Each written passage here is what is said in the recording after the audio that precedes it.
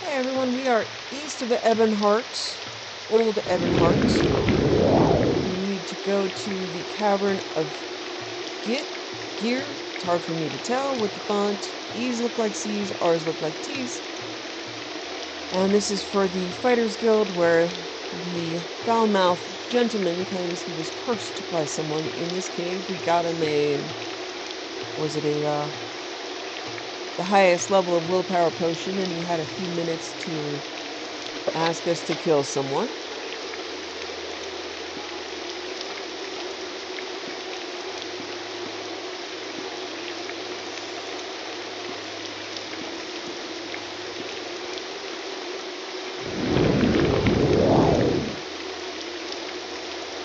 Which is pretty often how things go. People only have a few sentences with which to ask me to kill someone. Or to go get something which will result in me killing someone.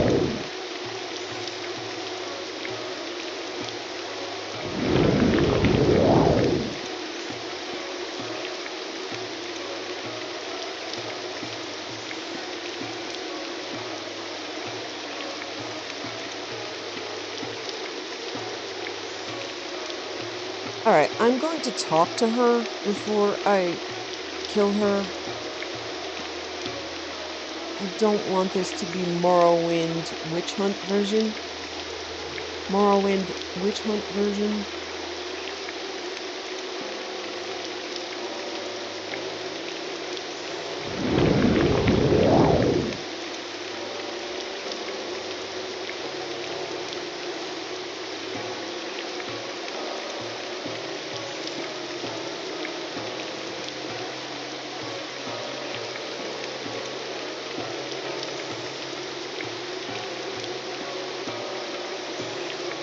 Having to live all the way out here in an...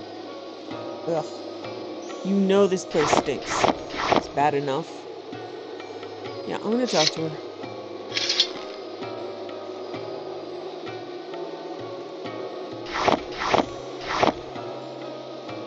I know she could be lying. I know he could be lying. Yes. Fine, thank you. What can I do for you? Fetus curse. Fetus? Was he the brute who knocked over my ingredients and tracked mud into my cave? I'm sure Valban is having a great time inside him. He thinks I'm a witch? Ha! I'm Marcus Sakura, the greatest alchemist this side of the Thur. I'll make a deal with you. If you agree to find out who placed a bounty on my head, I'll give you a potion to cure your precious fetus, and I'll even train you in alchemy for a price. I'll help you. Excellent. Take this potion and force it down his throat. Be ready for a battle. I can't think of any Daedra who likes being forcibly evicted. Come back when you find out who had such a grudge. They'd pay for all Mardius Sakura's bounty.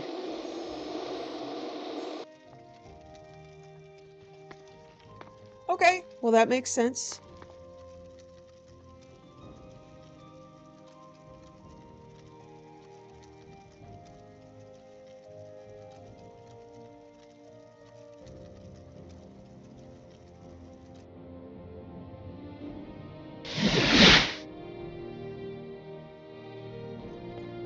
Finally, something makes sense. You seem like very good company.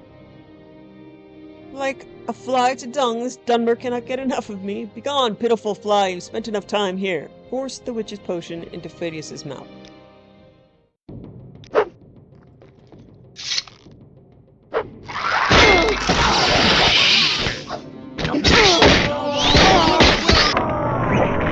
Okay. Everybody... Nobody kill yourself while I'm trying to do this. Oh my god, look at all the dead people. Okay, well that wasn't... Yeah. I'm loading. Gotta be careful with those area arrows, don't I?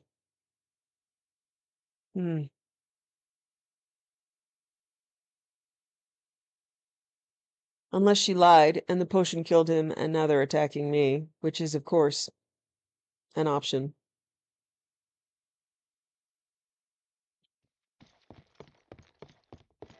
Well met.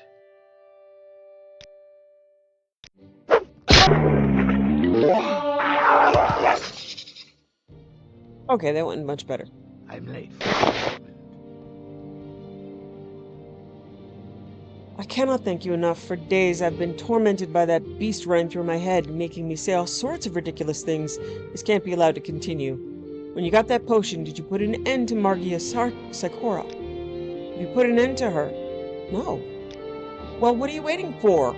I'm sorry it has to be this way, but rules are rules. Someone important hired us to do the job, and you've been tasked with completing it. Besides, every second we delay is another second for her to get revenge on me, or you, and I wouldn't wish that curse on anyone. Ask about the bounty. I don't like you asking about our contracts, swordsman. Just worry about completing them. As for this contract, I don't know who placed it. This one's probably from someone in Narcissus. It was delivered by that Dunmer courier some time ago. He's still here, right behind us.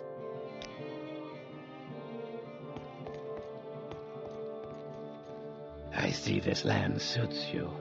We welcome you Margie freely, Sakura's Outlander. bounty. The Sakura bounty? I could see why Phadius might have thought it came from Narcissus. No, this message was delivered to me by a messenger of Vandirelyon, the Lord of Roadir. She probably wronged some Indral noble and paid the price. Now, if you'll excuse me, I have to prepare to depart to the Narcissus Guild Hall.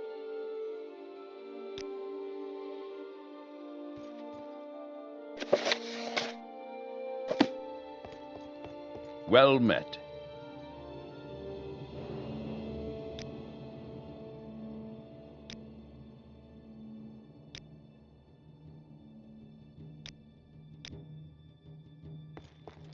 Okay, I guess I go back to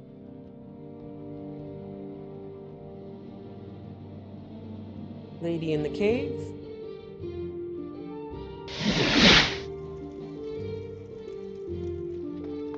Not that I think she should have put a Daedra inside a person. Let's see where this goes. I'd be happy to talk. My pleasure, really. Names. I need names. Who placed the bounty on my head? Vandirelyon. Vandirelyon? How would he even know who I am? I haven't done anything to cross the Indoril. Yet. I've been on this side of the Thur for so long. I've been on this side of the Thur for so little time and already gotten a death warrant? Well, thank you. You've upheld your end of the deal. If you need training in alchemy, I'll agree to teach you for a price.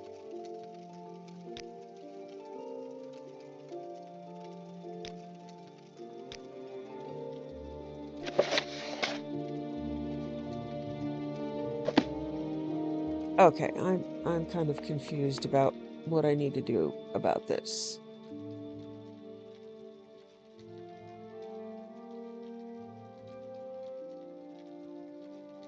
Here's we have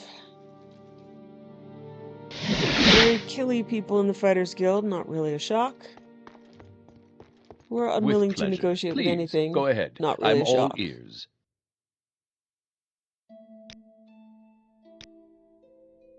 Okay, I don't know. It, is gonna try to force me to kill her, and I don't want to. You flatter me with your attention, Outlander. I don't really see any other way to, You resolve bring good this. fortune with you. Welcome. We share the same company. What can I do for you? You know, I just don't care about the Well Fighters met. Guild this much, guys. Have you come to train with me? Maybe I should have just left you all dead on the floor. Greetings to you. A pleasure to meet you. Okay, well... I don't know. I'm not gonna kill her.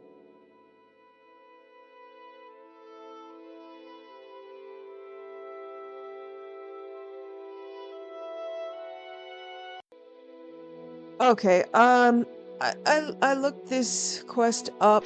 I'm afraid it's not worth it for this character. So we've already done quite a bit, and I'm supposed to either kill her, but I'm not going to. She's an alchemist. She She looks less evil than most. Her cave is pretty clean. She looks like I'm just not going to kill her. There's really no reason to. Alright, we have to go back to kill the people at the... Kill the vampires at the mine. Looks like there might be a tracker at least this time to help me find it. But yeah, that's a long, involved, kind of silly quest, and I'm just annoyed. I'm sure the character would just be like, this is just not worth it. And that is... The Fighters Guild just is really on her final nerve.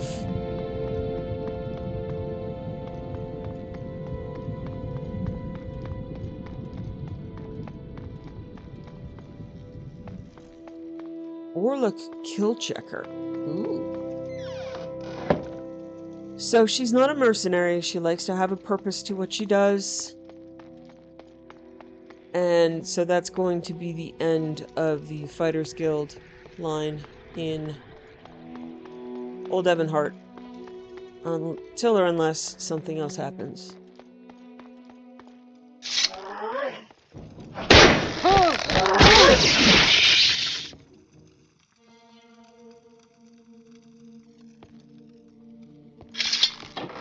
My god, it's alcohol, isn't it? Yes, it is.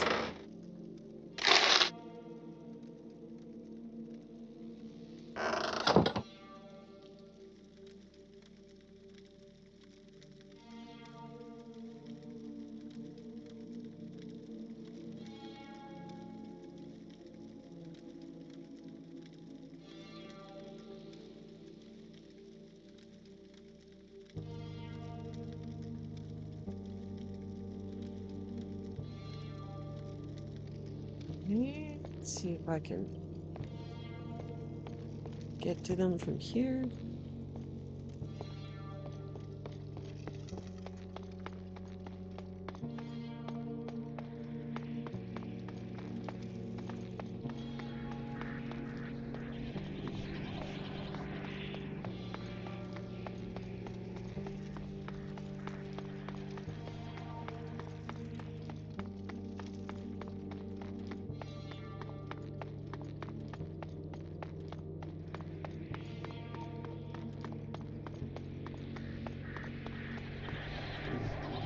What?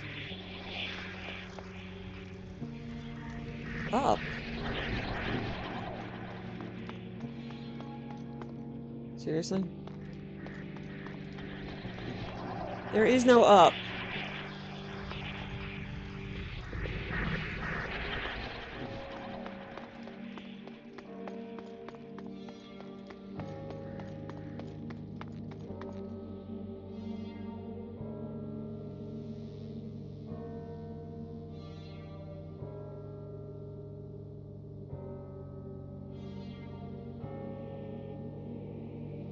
I don't...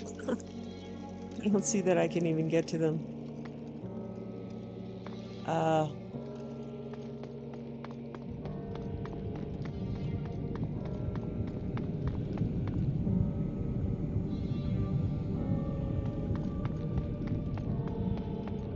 Yeah, I'm going around in circles. I'll try this again, but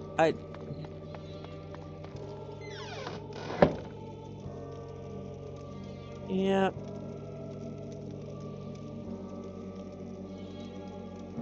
Okay, I'm gonna try one more approach.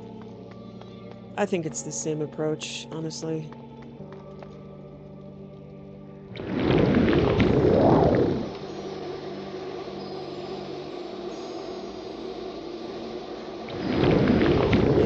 It's the same.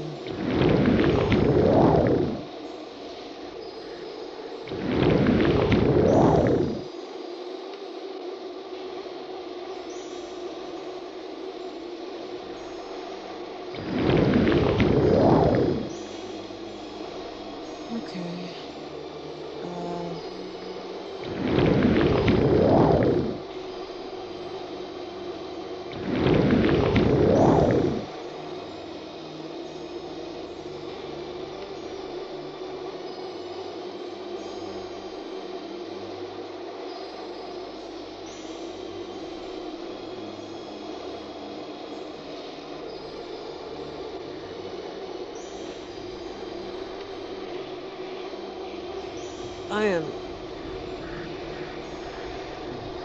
I don't know. I don't know, guys. I'm frustrated again with this quest, so I'm going to hide this one also. Okay, out of order. Note, Sanilla's Tulnus gave me did not contain directions to the magistrate's office after all. Said it appears to be a clandestine request to meet him at the top of Drake-like Beacon in 1 hour. According to this note, he won't wait there for long. Oh, well, that's a shame. Because, it's probably been a month.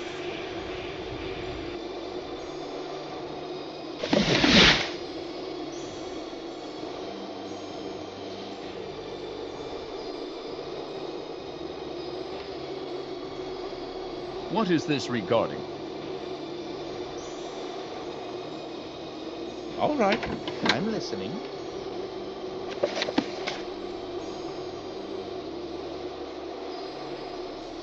Oh, it's my favorite, the big towers.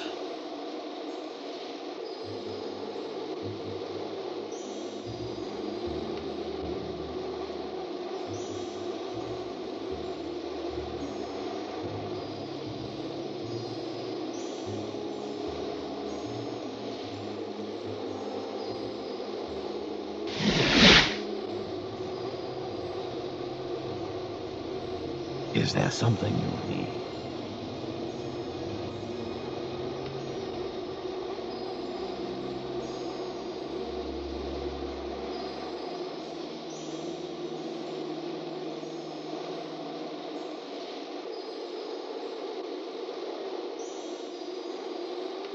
Any Can you time ask your now. question quickly? I must be going. Hard times, and well deserved.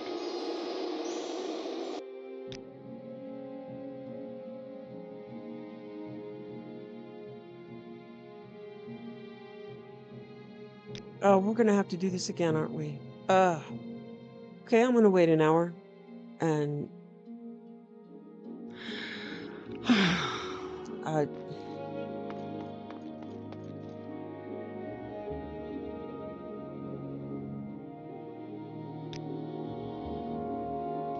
okay, All right, I'm listening.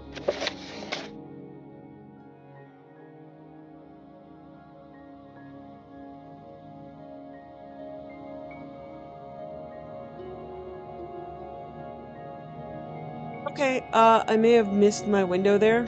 I really don't know what...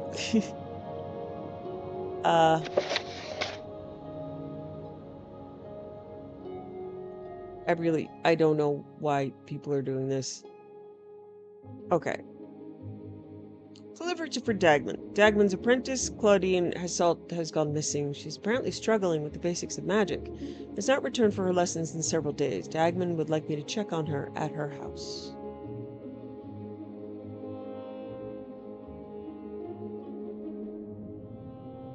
Okay. Want to make sure we've...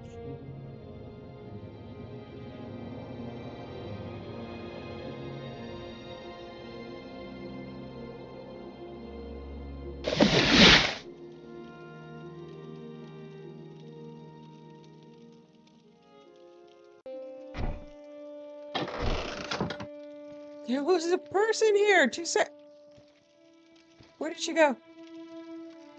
I swear there was a person here. There was... Oh! Okay. Why? Hello? Up here. Can you help me? I can't get down. If I've gone anywhere. I've just been stuck up here for days. Can you help me? I need you to dispel the magic on me. You got nothing? Perhaps you could find somebody to teach you the purge magic spell? Okay.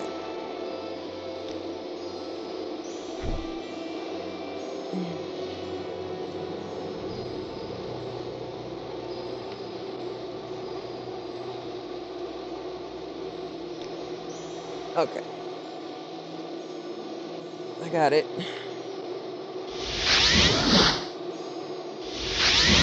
I find myself in pleasant company. Please share your thoughts. Thank you for getting out of that gem. Here, take these. I won't be meddling with levitation again anytime soon. Please tell Dagmund I'll be back at the regular lessons tomorrow.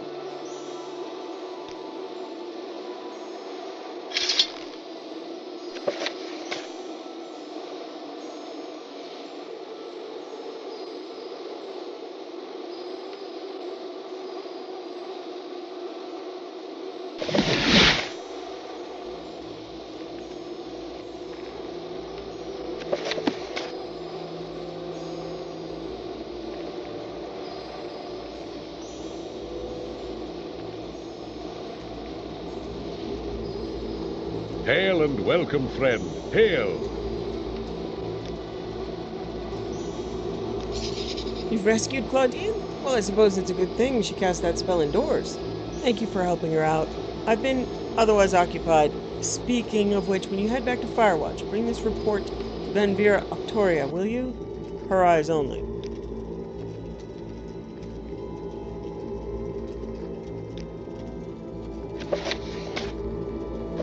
He can send me directly to Firewatch, right? Yeah, let's go. Hit it in right now. This is a wondrous encounter. Welcome. My potions are fresh and potent. What do you need? I'm very happy to make your acquaintance. With pleasure. Please, go ahead. I'm all ears. You have a report from Dagmund Windwisk? I'll need to decode it immediately. In the meantime, I have some more duties for you if you're interested.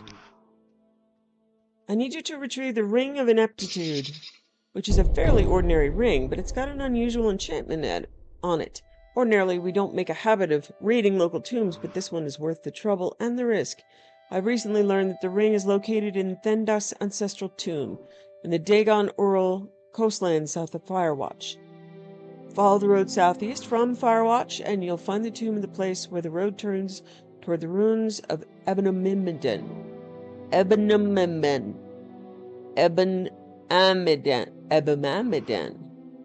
Bless me. Okay.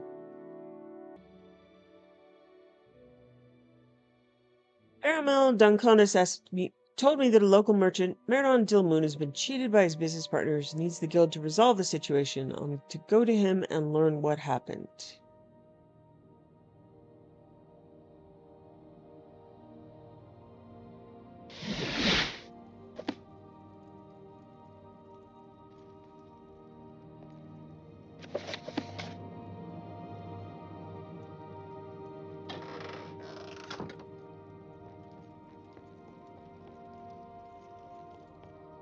I must say, I find you most interesting right now.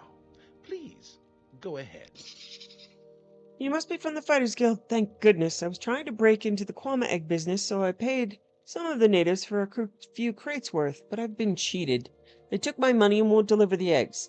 I need you to go to them and get my money back. If they truly refuse to honor our deal, their names are Mevis Ravelin and Animal Laren. They should be on the docks near the East Empire Company building.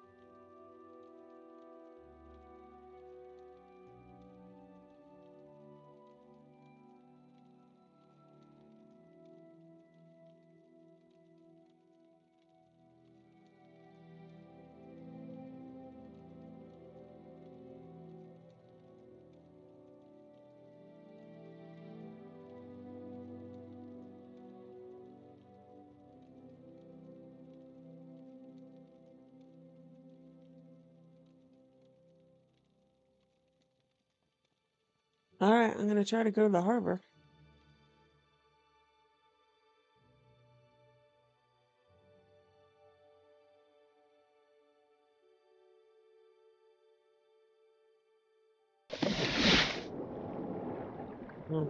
Definitely the harbor.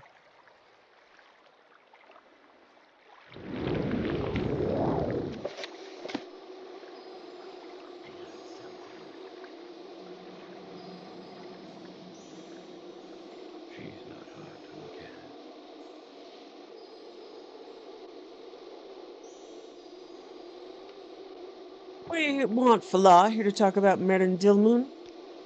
Talk to Adam Nall. He's in charge of the operation. May I help you? You're not here on behalf of Vandirelyon, are you? So he hired the guild to get his money back, eh? I'll admit I didn't think he had it in him. We were going to be his egg supplies, but then the East Empire Company outbid him. 400 drakes for the lot, and the same amount again with each shipment, so we're keeping the gold. What's it to you? If you don't turn over Merden's gold, there's going to be trouble. Alright then, I'd rather not tangle with you. Take the gold and get out of here. Why, thank you. See? You are being civil.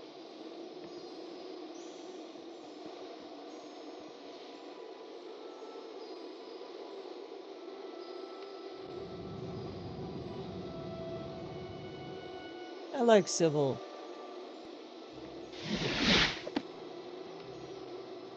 Of course, it took a lot of murder for people to get civil.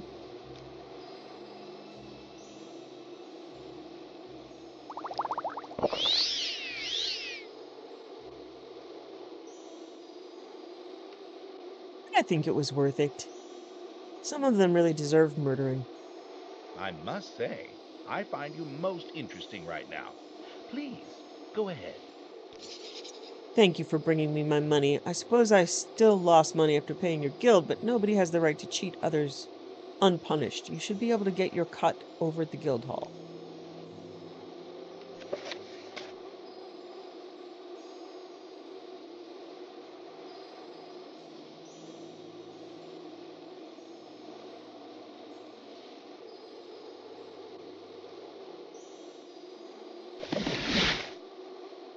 You have potential, Outlander. Are you here for training? Well done. Merchants are the lifeblood of our city. It's important that all our fighters are as responsive and firm as you are. Here's your payment. Talk to me when you're ready for further orders.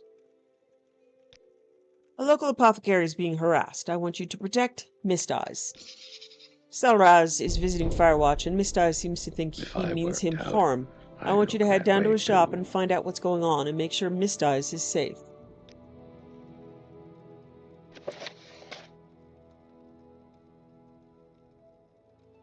Farazad has asked me to bring a strong drink for Shuazami's courage. He says Flynn should do the trick.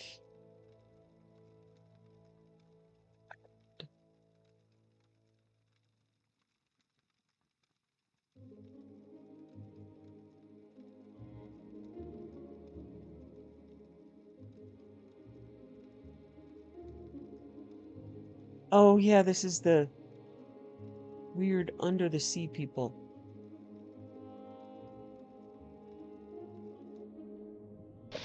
You are the one that has seriously screwed up my tracking for a month.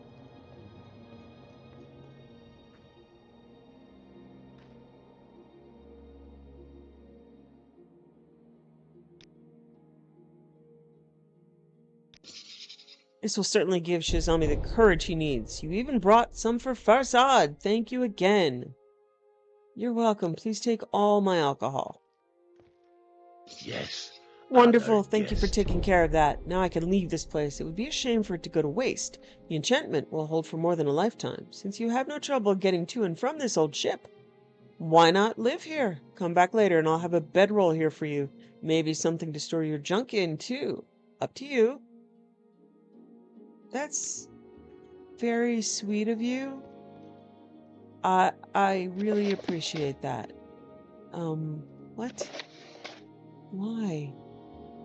I'll return to the sunken ship in 3 days. Alright, I'll be back in a month in order to tell you no.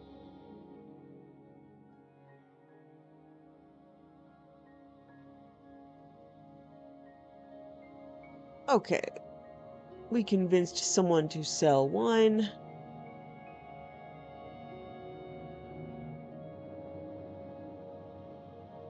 So proud. I swear 75% of quests are alcohol related. I see this land suits you. We welcome you. You struck a deal with Khazar Grobash of the Musty Mud Crab. That's wonderful. As I promised, here are some bottles of Fladry Shine. I'll also teach you some tricks I've learned from my days as a trader. Ooh, my mercantile skill has increased. What is it, 7 now? Let's check my stats.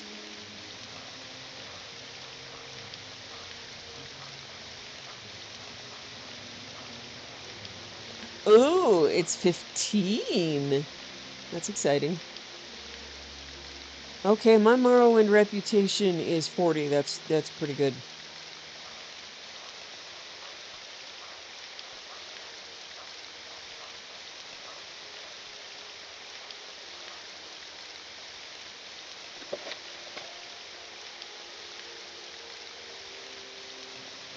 Fighters Guild taxing the crooks. Porter, the guild steward of the Clarenhole Fighters Guild, tasked me with collecting taxes from Dover's Phelan, the head of the local shipping office near the docks.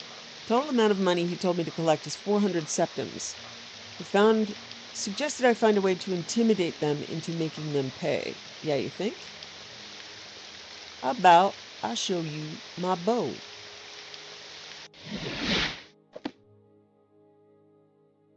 First, I'm going to save because you guys do some freaky stuff. If I worked out, I'd look that way too. Taxes. Fine, here's the If coin. I The tax worked wasn't that out, much anyway. I'd look that way too. Okay, yeah, hire, I don't have to do much convincing. Just go away.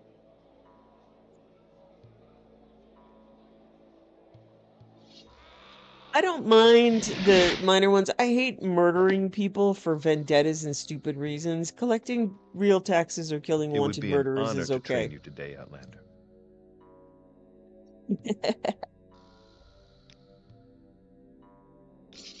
Not bad. I Those should probably ruffians will know their wash up before place. Here's heading your home. share, as well as a few portions of the Imperial cult shared with us recently. If you're ready for some more orders, I've got something to offer you. Local authorities have posted a bounty on Falangar's gang. You are to collect it. 4 outlaw archers, led by a wood elf named Falangar, are wanted dead for murder and numerous assaults on trade caravans. You put an end to their career, swordsman. The bandits are shooting their targets from a cliff leading into Shilpal Shin, closest one north-northeast of Shilpal Sharai. Come back when all the gang members are dead, and I'll pay you 500 gold.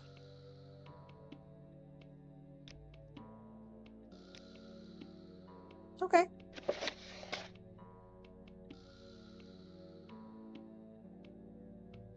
So, the pauper and the prince. I talked to a Clarenhule pauper named Tunlam Veranim, whose friend Bolar Santhendras went missing some time ago. Tunlam has been searching for Bolar ever since and asked me to help by asking around town.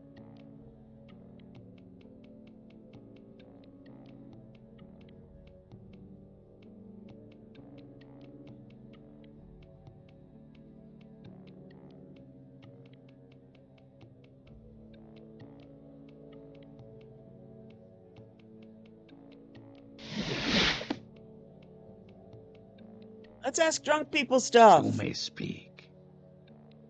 Greetings. It seems like you came from far away. I hope you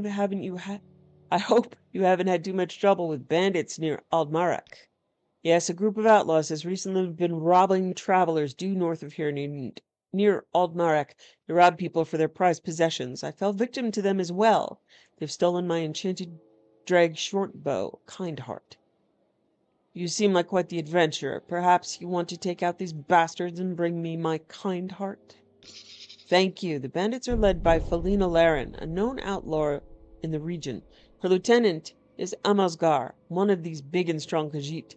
There's also another Dunmer warrior with them. They're all operating out of Sarat Give them more than Labai, put starch in my Libali, shoes. a cave which lies just east of Aldmarek. You can find the entrance by leaving Aldmarek, continuing east when the road turns northwards. It's a small hole in the ground, really. How do you know all the specifics about these robbers? I'm just a concerned citizen, doing the job the lousy authorities up here don't want to do anymore. I'm a scout, you see, and, I scouted into their base and observed their handlings. That's what we scouts do, you know. Yeah, okay. He seems totally legit. I trust him I'm listening. completely. I mean, why would he lie to me? Yes, Dunmer? I must say, I find you most interesting right now. Have you seen the Please, vision that go is ahead. only Rotherin about town? My sweet Oline, we once passed each other in the street, and it was love at first sight. She's married to that Myron Rothelin, but I know that their marriage is a loveless one. She's told me as much in her letters. Unfortunately, my poor Oline is now being watched in her residence by her brother-in-law, Eno. I can't get any more letters to her myself, but Myron and Eno don't know you. Perhaps you could deliver a letter to her for me. Do me a favor for a man in love? I'll deliver the letter. Great. Here's the letter. Please deliver it to her directly. You can get to the Rothlin residence by leaving the Corner Club, going through the gate in front of you, and taking a right before the Chapel of Dibella. The Rothlin residence will be on the right. Myron's brother, Eno, will most likely be standing outside. Go ahead, Outlander. Tell What do your you friends need? about this place. I'm going to ask about Bolo Sarthendos. Yes, he was in here a while ago. The chief fetcher was wearing rags and didn't order a thing. I was about to have him thrown out, but I noticed that he was talking with that Altmer, who was renting a room downstairs.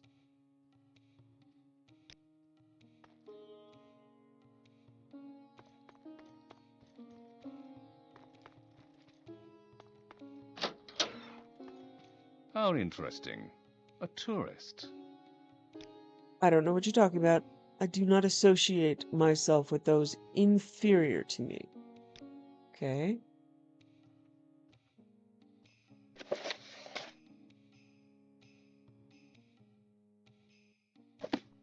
Um, you know, I think he's lying. I shall enjoy watching you take your last breath. Just kept clicking on it. You shouldn't have poked your nose into business. Unlike Bolar, you're not walking out of this room alive. Am I not? Really? Buddy? My crime has been reported? Did you commit a crime?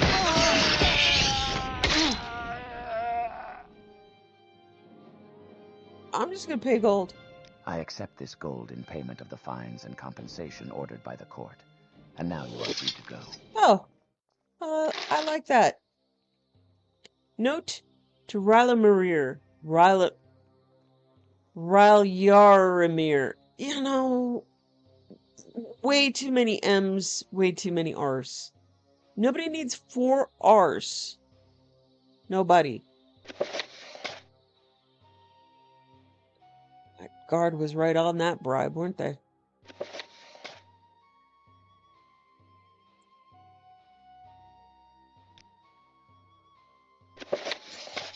Ryla Marir, find targets in Clarenhule, preferably people that nobody will miss. Feed them the special potion Drabindi has made for you with the blessing of the Fiend King. Once the target has drunk the potion, command him with the following instructions to Ashish Ibishi.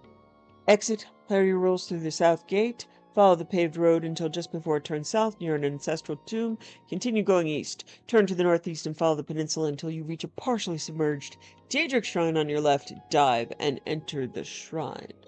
That would be good, because if they tried to do that to me, I would get totally lost. Excuse me, what were your evil instructions again? Even though I am compelled, I have completely forgotten them. Okay, this is the letter to Aline. With quill in hand and heart aflame, I pen these words to you, fair dame, in dreams of days when we'll be free, unburdened by chains that shackle thee. Like a songbird trapped in gilded cage, your spirit yearns for an open stage, where love's sweet tones can freely soar, and shadows of oblivion are seen no more. A knight of noble lineage true, I've traversed realms to rescue you from that man's grasp, his cruel embrace, to bring you solace in Mara's own grace. O Oline, like a rose midst thorns concealed, your heart's true desires must be revealed. In moonlit letters our hopes entwine, 2 souls bound by Arcay's design. With all the fervor of a Breton's heart, I send this plea, my love's own art, to hold you close in my arms so true, and make our dreams together bloom anew. Eternally yours, Brainyard Ansoir. That is so cringe. Oh. I've got contact cringe. I've got contact cringe from that. And yeah, I'm afraid even if I was in love with that guy, that note would make me be like, you know, Is there um, something I can do for you? you know.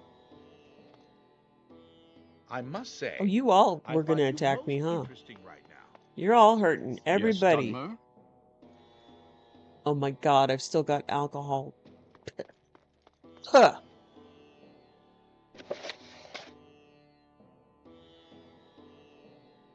Let's see, the pauper and the prince. Okay. Also, 1, 2, 3, 4. You don't need 4 eyes. 1, 2. You don't need 3 S's. They were clearly not thinking of people.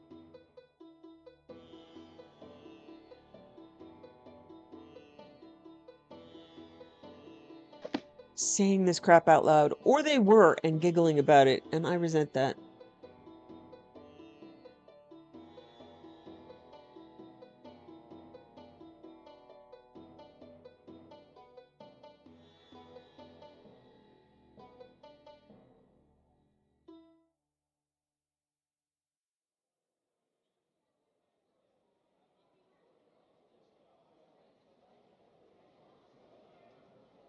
It's differently there. Ashurbalipal. Sargon Hammurabi Ashurbalipal. They just changed the N to an L. So much Sumerian. So much Mesopotamian. Okay, Come on.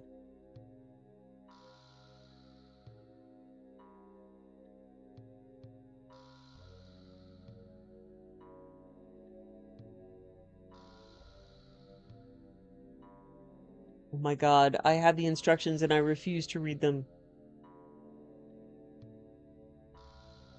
I refuse to believe. Oh, thank you. Okay, we have not been there yet, so I'm going to port over here and fly down.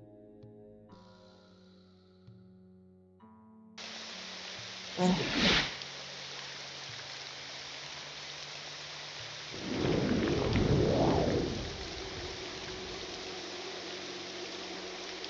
Why am I hurting?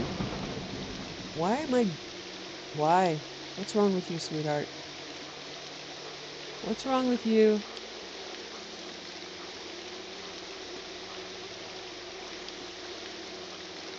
I don't know.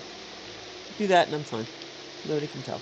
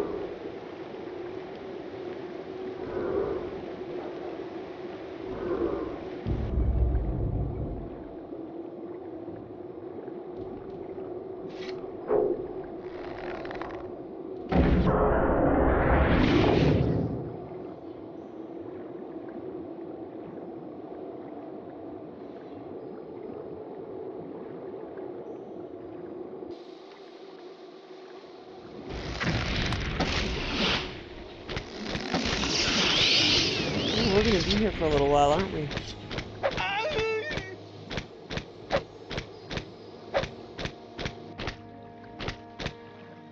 My object is broken and oh no.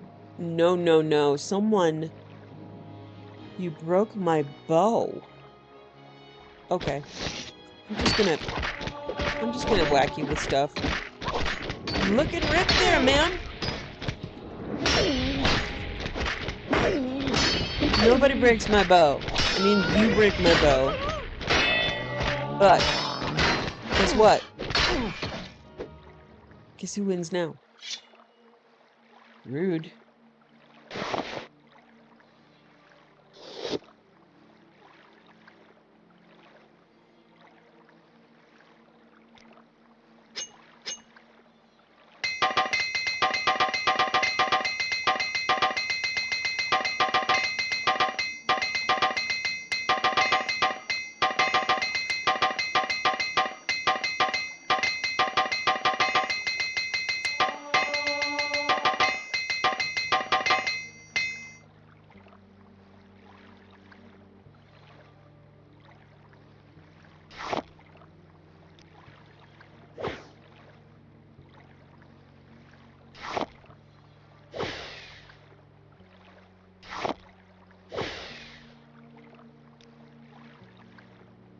Okay, I don't like that. I don't like you.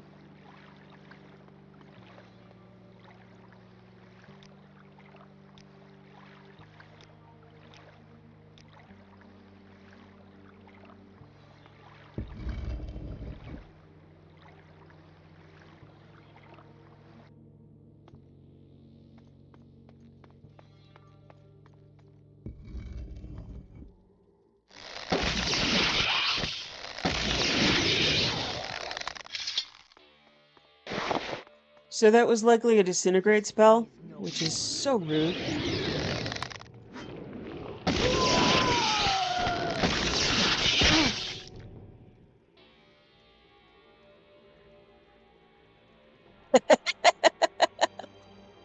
You know what? I think I'm just gonna leave her there like that.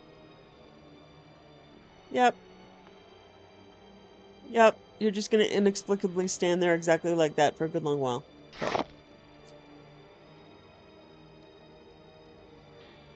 Key.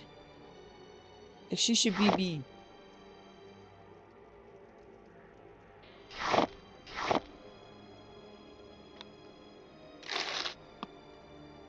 Up.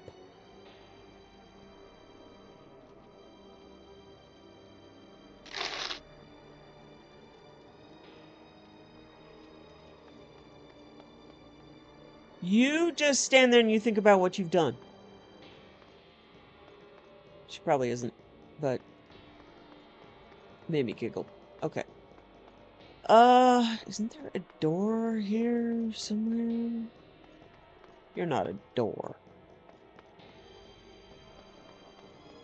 Okay, welcome to the place of Daedric confusion.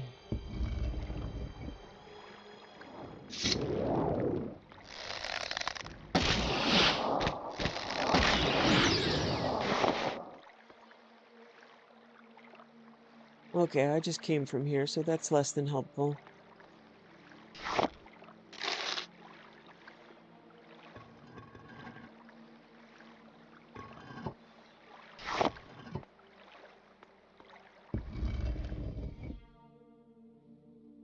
Okay. Going down.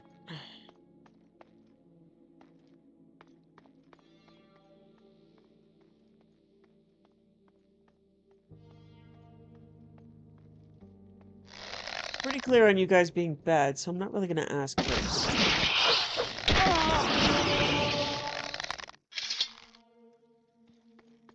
Except, sir, you know. Oh, y'all. What are you? No, seriously, what are you? Oh, wow. I have to stop asking what are you and start, not being dead.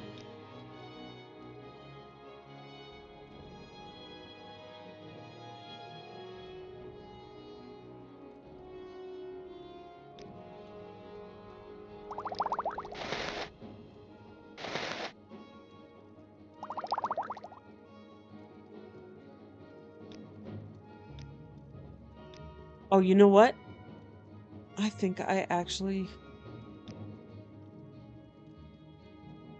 Did my stuff get so messed up that I'm not wearing it anymore? Did they disintegrate my ropes? No, I still have them. I'm not wearing a lot of my stuff because it must have been busted.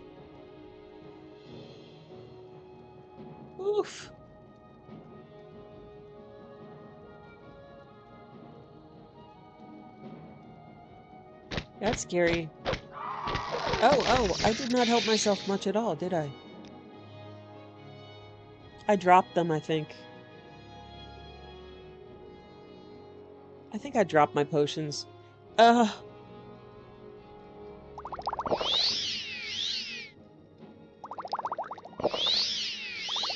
Sure did. Good job, sweetheart. You... No, I mean, I know you saw that, and you're probably giggling. But that's well-deserved.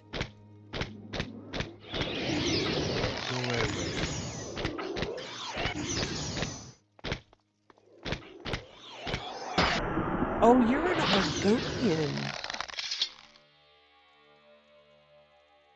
In orcish armor. Hist Curus. It's kind of cool looking.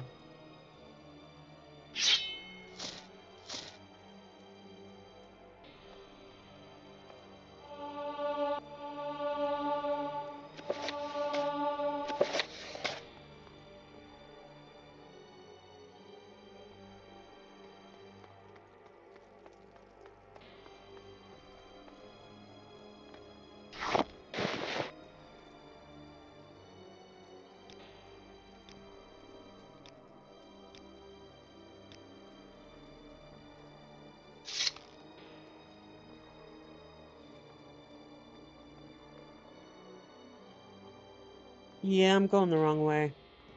Haha. I tried going the other way.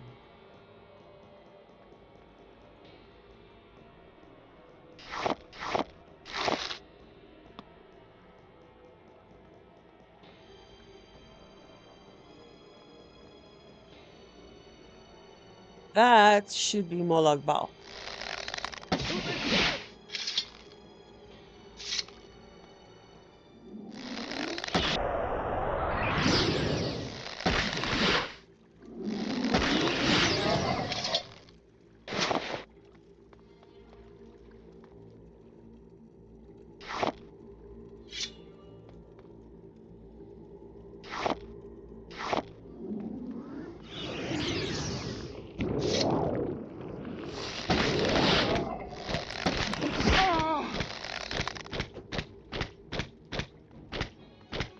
Wow.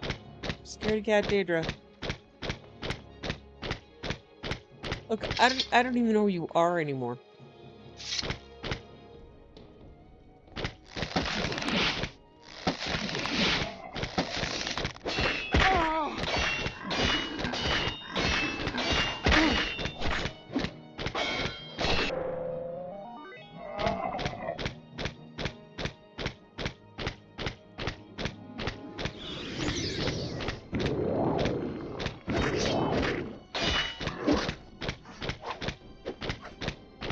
Oh my god.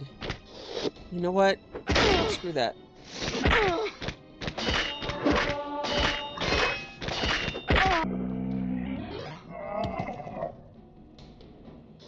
I'm gonna zone and forget all about you.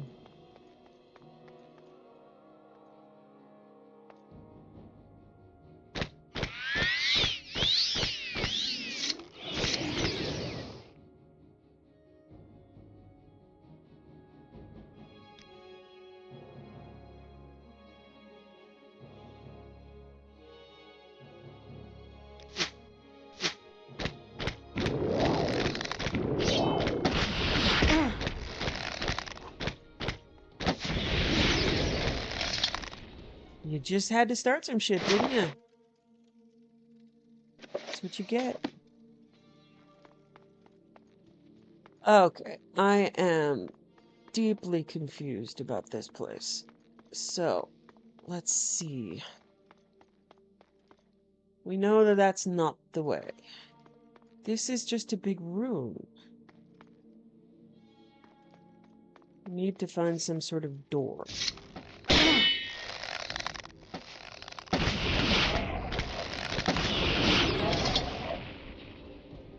Ooh, ebony longsword. Oh! Oh, no. I thought maybe it was a balcony, but no.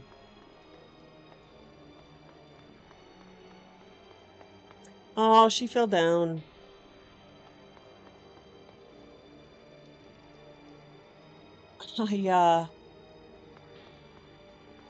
I am at a loss.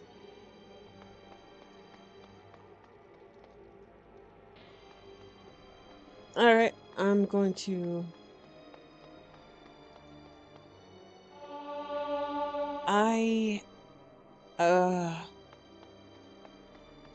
I'll try to see if I've missed a stairway or a door somewhere along the way. No. No, Ooh. There we go. Door looks like wall.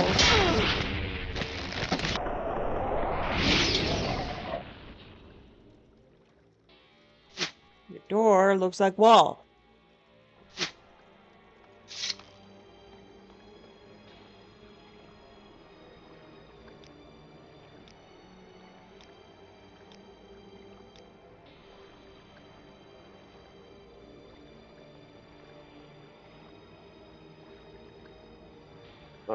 I have the slave key. Come on, honey. It's a bad place. I'm not busy now. You're not What one do of you them. need? It's good to see a friendly face again. I've been in this place for so long. Please rescue me. I know a prayer to Elm CV which will get me out of here, but it doesn't work while I have these slave shackles on. You need to bring me the key to unlock them so I can go free. Will you unlock my bracers? Thank you. With the shackles gone, CV will hear my prayer and spirit me to safety. I'll be at the Hlaren temple. Stay safe. Okay.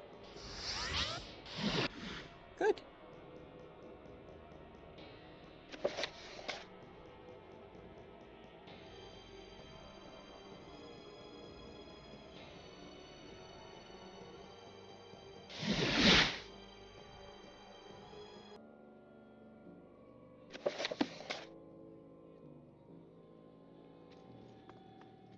You flatter me with your attention, So you're the Outlander. outlander who saved Bolar Sethrnes?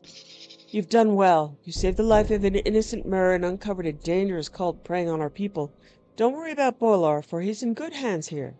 I'll take care of him while he's processing all that happened to him in Ashishibishi. I don't have much to give you, but please take these scrolls as a token of our deepest appreciation.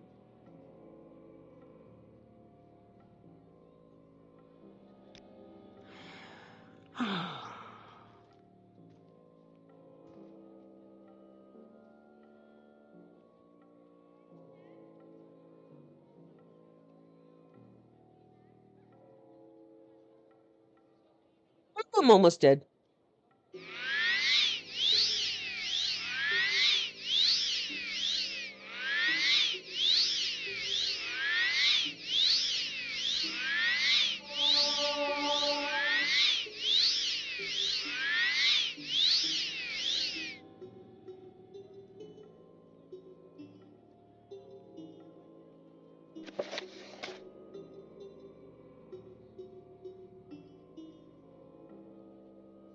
Deros of Igam told me that destruction spells cast in the Narcissus Guild Hall have been going through a magnifying effect, greatly increasing the amount of injuries undertaken during training. He asked me to seek out a master of destruction magic named Drojaban. Drojaban's former apprentice, Heard the Bird, might be able to tell me where Drojaban is currently staying.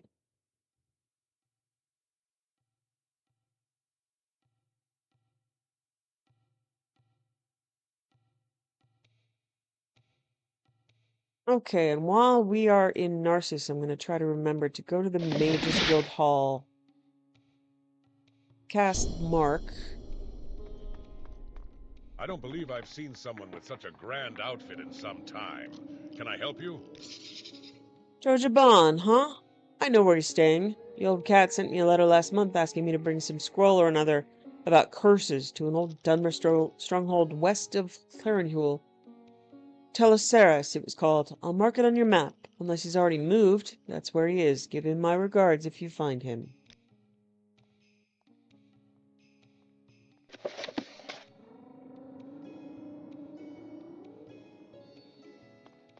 See if there's a quest here.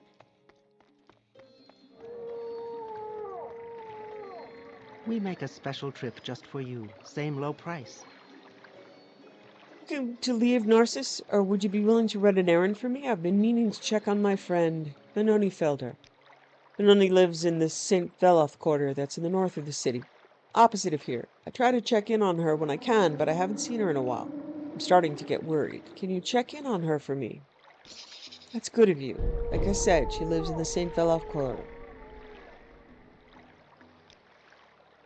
Oh, that's pretty. The water. Oh, I love it.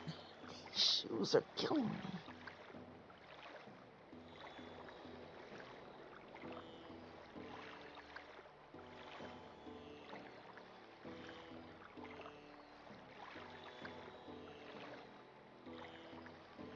Okay. I am going to go to the Guild of Mages, find on the teleport platform, and then head back. Look at the light in through the windows. I love that. I love that.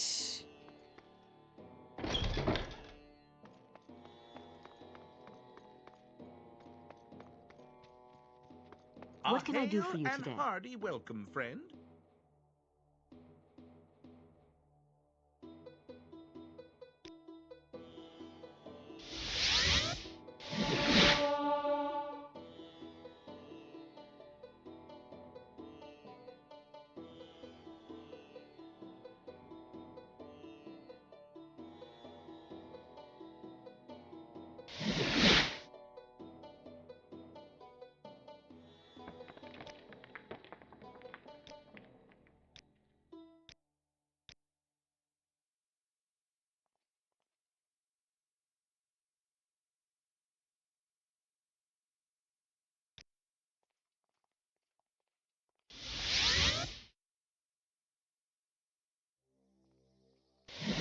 What can I do for you and today? hearty welcome, friend. Okay. Anything to report on the teleportation errors we discussed? Report back if you can learn anything of interest from the guild guides. Almir suggested that we place a mark on the pad and try to recall to it. That's a good suggestion, as guild guides or Celadine anchors are much more stable than those an ordinary mage could place with a mark spell. If there's something wrong with this pad, it will become immediately apparent when you try to recall to this anchor, but it's a dangerous experiment. I don't want to put anyone at risk unless there's no other option. Do you have anything else to report? I'm afraid Munir is right.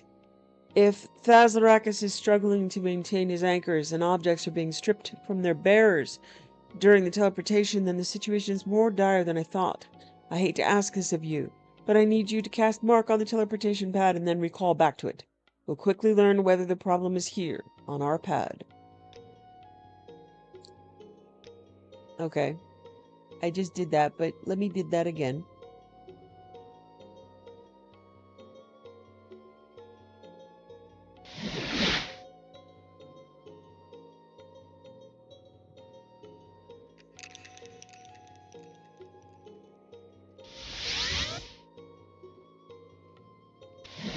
What can I do for you today? I find myself in pleasant company. Please, share your thoughts. Okay. I probably need to mark again after the fact. I don't know.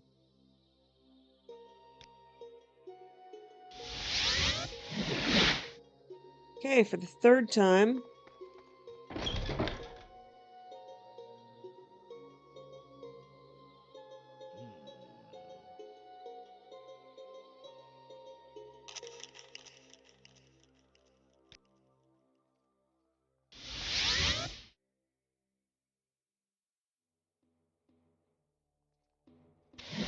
What can I must do say, for you today? I find you most interesting right now. Please, go ahead.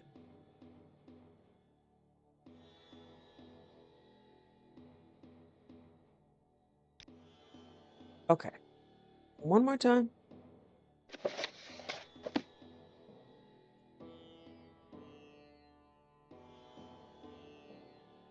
Okay, so it wasn't standing on the pad or something.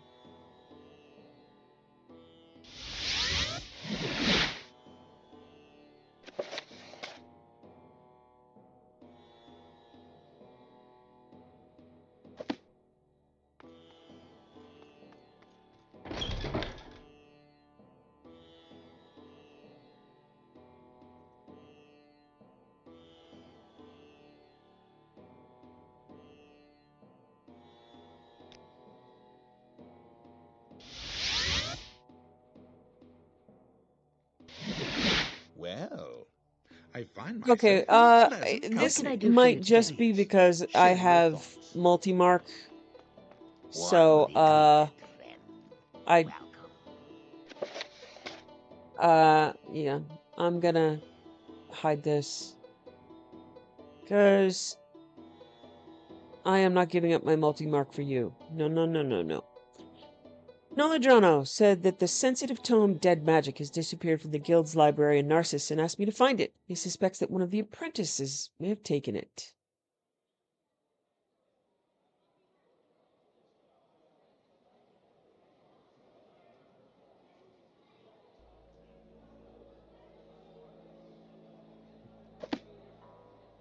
Okay.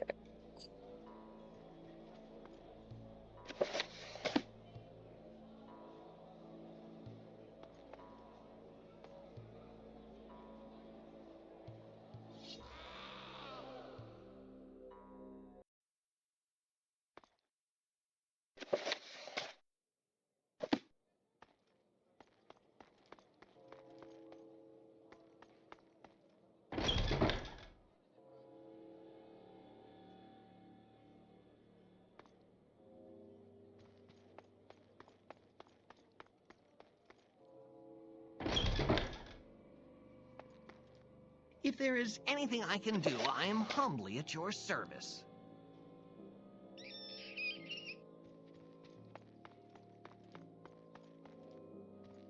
I like what I see. I like her robe.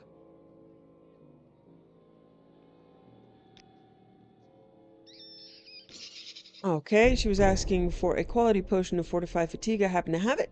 You're a lifesaver. Under normal circumstances, I'd give you a potion for your trouble, but for obvious reasons, I can't. Here, these ingredients are hard to find around here. Even if you don't have an eye for alchemy, you should be able to get a good bit of gold for this. I don't have anything else for you. Con Lightkist mentioned he was working on something in the Arboretum.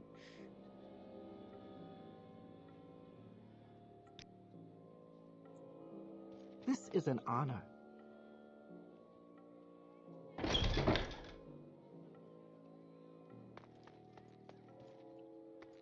We share the same company. What can I do for you?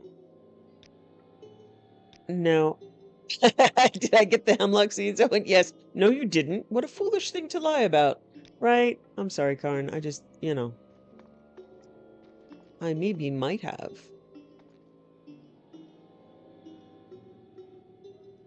Rhodomyces philostidakis.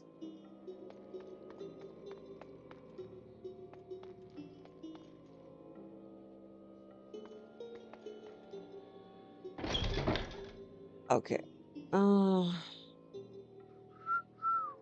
You seem to be fitting in well, Outlander.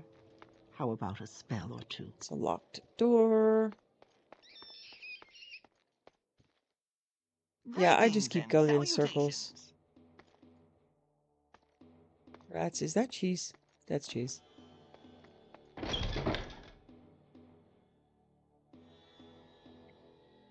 Okay.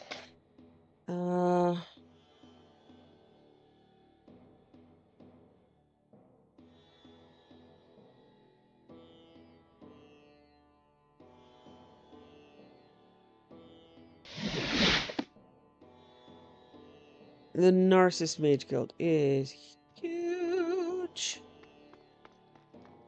May you find me worthy of your attention. Somehow they even make learning magic dull. All ink and no sparks. Oh, honey. Sensitive tome. I suppose I should just confess. I took the book. I didn't think that anyone would notice it was gone. But I can't give it back. I didn't want anybody to see me reading it here, so I brought it with me when I went to practice magic in Shipalshin. I was trying to calm a skyrender near Dubshall hive, but the spell somehow frenzied me instead. I was inside of the hive, fist swinging, when I finally came to my senses and recalled away. I dropped the book inside. It's all very embarrassing.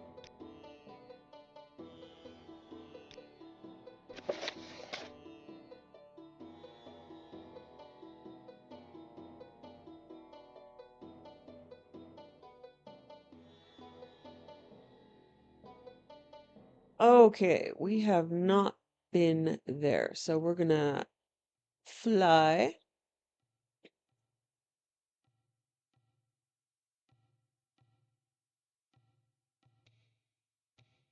Bugs, folks. Hives are bugs. I thought I heard something.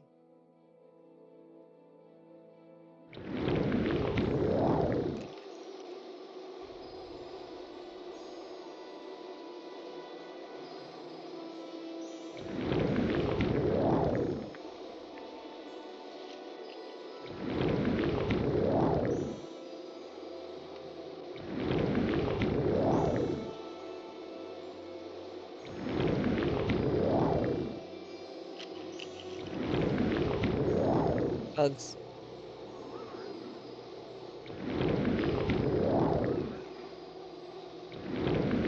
It's pretty.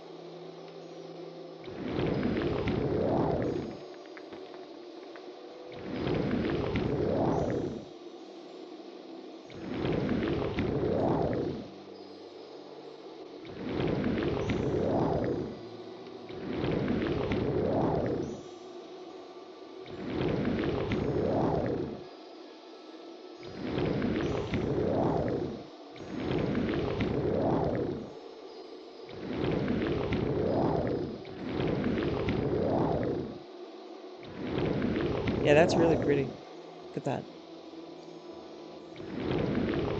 Clouds are amazing. Oh, well. Those look like some...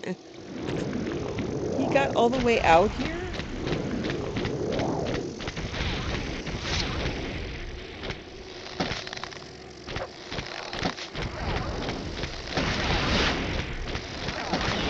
Wow. That's a lot of flying damage, folks. Sky render. Nasty. They are nasty.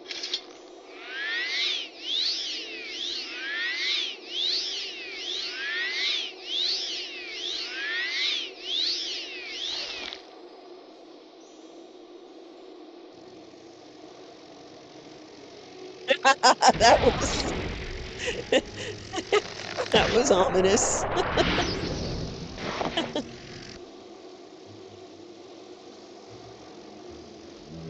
Oh wow, okay.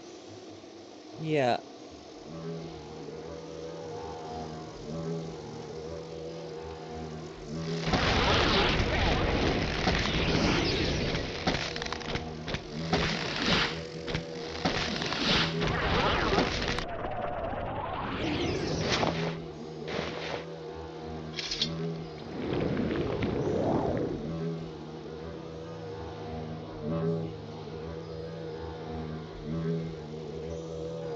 Oh, buddy.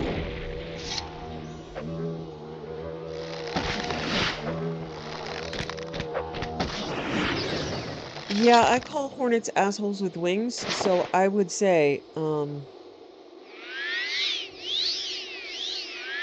they qualify. Oh, honey. Coded document. Rose oil.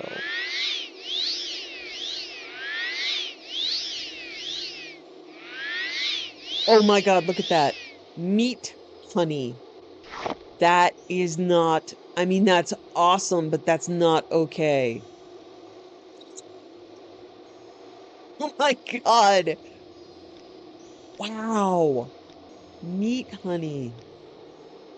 Meat honey made by assholes with wings.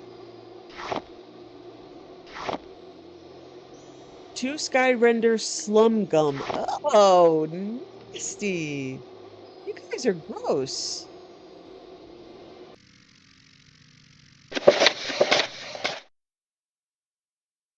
Dead Magic, a lecture by Archmagister Zodors, delivered at the Anticlear Mages Guild, 3rd Era, 422, on the slowly shifting rules of the arcane arts. In times past, learned scholars assumed a kind of stasis in the physical world, which stood in contrast to the endless, shifting change of the arcane. The imposition of the arcane on physicality begat magic, according to these old notions, and brought about the forces of change and chaos to afflict our world. The Lorcanic cults in their various shapes revered this interaction of stasis and change, though perhaps never fully grasping the implications of their belief. Mages of the modern era, those of our guild foremost among them, have admirably striven to observe, measure, catalogue, and replicate arcane phenomena. Skilled enchanters have gone so far as to standardize and bring to market spells once thought to be attainable only to the gifted after a lifetime of study. Anchor teleportation, for example, was assumed for centuries to be tied inexorably to the holy sites of divine beings, an expression of godly will which mortals could never harness without building a holy site. Now we know that the anchor of a teleportation spell can be as mundane as a closet or a lane or a cave. By and large, the story of the Mages Guild, the story of magic, has been, we did not know this, and now we do. Tamriel's naturalists have welcomed this development, and hope for the day when arcana might be thought of as one of the many sciences, rather than an unknowable art reserved for the naturally talented. Some in the guild itself believe this revolution in understanding is at hand, perhaps very soon. These hopes are folly. Magic is not science, and magic can never be science. A mage who neglects to account for this essential fact is in enormous danger. We must not forget, my colleagues, that the path of arcane learning has not been a steady upward climb. Indeed, a sympathetic scholar might argue that the lifetime of this guild represents the longest period of sustained magical innovation in recorded history. Most of the past does not share this quality. Consider, for example, our earlier example, teleportation. As the guild guides among you will no doubt recall from your studies, mages in ancient times experimented with other forms of teleportation, dissatisfied with the limitations of divine anchors and liminal bridges. An Eastern mage called Barilzar was the most successful of these, creating a famed artifact which could punch holes in the very fabric of reality and drag the wearer through them. But the fate of Barilzar is a warning. The spell he created fought back. One day, unexpectedly, the magic started failing. Barilzar could no longer flit from city to city with ease, but instead found himself violently tossed from high frozen mountaintops to deep ocean trenches. As the artifact stopped responding to his control entirely, his life became a torment, his waking hours consumed by the enchantment he had brought to life. In the end, it is said that Barilzar was stripped of his own flesh and blood by the Mazid band, cursed to live a doomed and wretched half-life, torn between this world and the liminal holes he had carved through it. The horror of Barilzar's story conceals a deeper and more pressing lesson for the modern mage. Magic is change, and change cannot be permanently classified, nor understood forever. Consistency is not in its nature. As we reflect on the loss of Passwall and continue our studies into the nature of the warp in the West, consider this lesson. While our brightest minds may endlessly probe the deep caverns of the arcane, and even innovate upon what we learn there, we should never be surprised when the ever-shifting miasma of that world realigns itself. A mage who forgets this fundamental fact risks being consumed by unreality. As of 3rd Era 426, Archmagister Zodores has not been seen publicly since his lecture in Anticlear.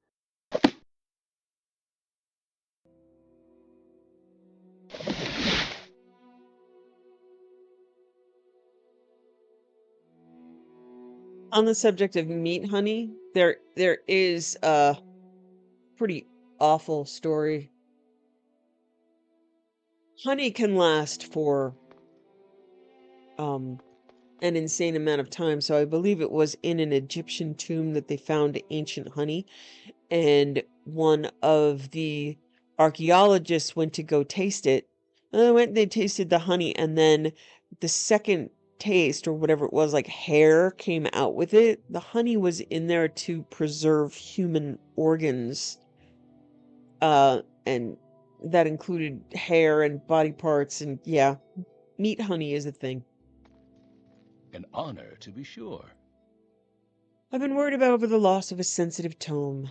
You may have just saved us a world of trouble. I'll be keeping this under much closer watch from now on. Here, this book is for you. You deserve a bit of light reading after all I put you through. They gave me Paula. This light reading. Ah, that's funny. We'll get to it. Yeah, that's illusion. That's hilarious. A bit of light reading. Okay. Okay, that was a funny quest. That made me happy. I mean, it was horrible, but yes.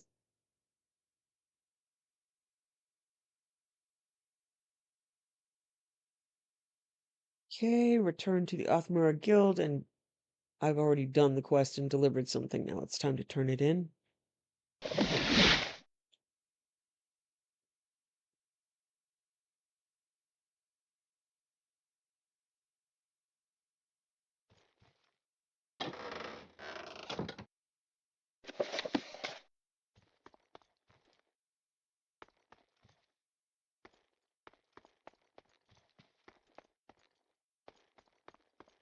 Warm greetings, Outlander.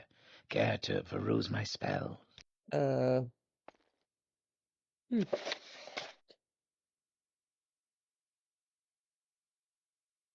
Othmura Guild Karal Ratash. May you find me worthy of your attention.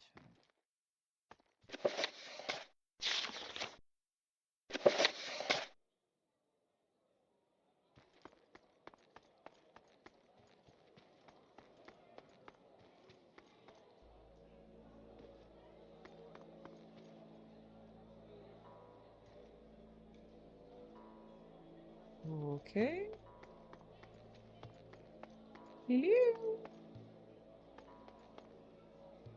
Hello. Interesting.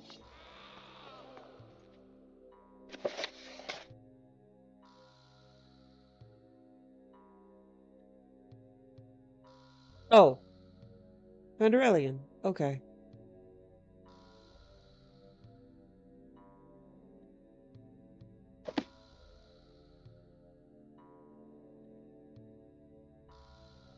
Vandirelyon is over here. So, okay, cool.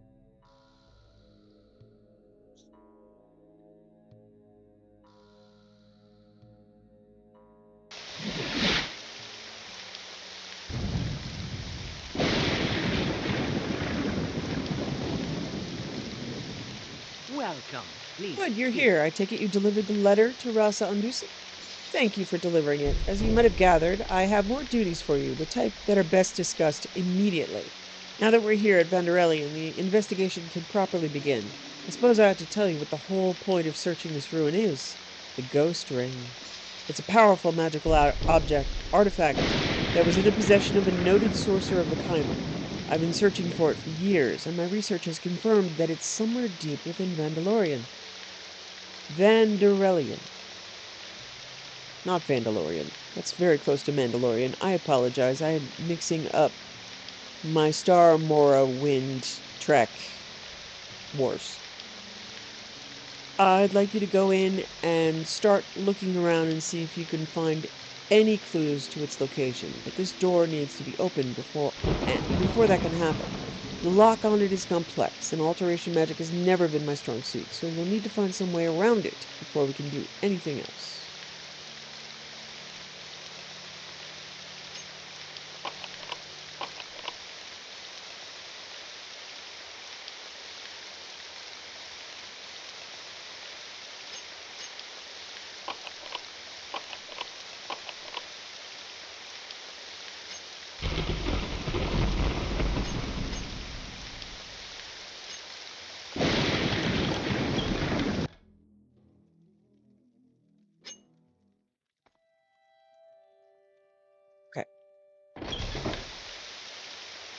It seems nature's wrath is upon us. Oh, okay, so, alright. She's not coming with me. Fair enough. As I brandish my cheater lockpick.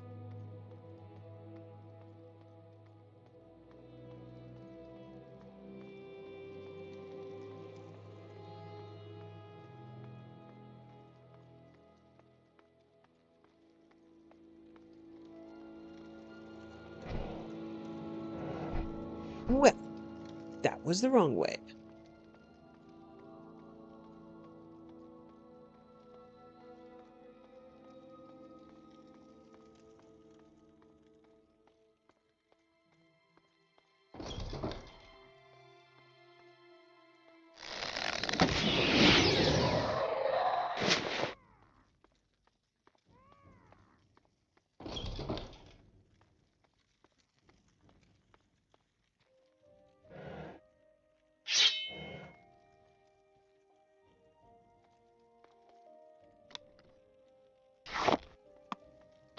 All sorts of new herbs.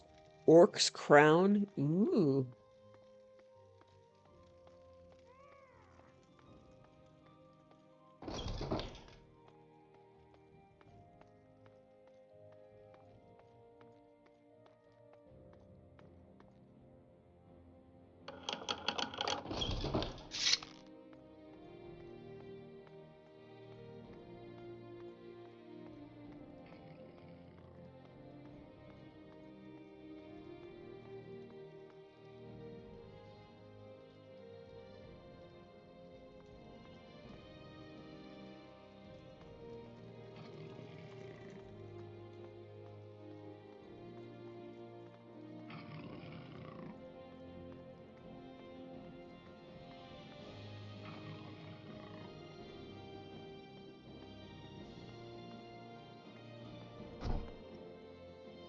That was also the wrong way. Oh, hey.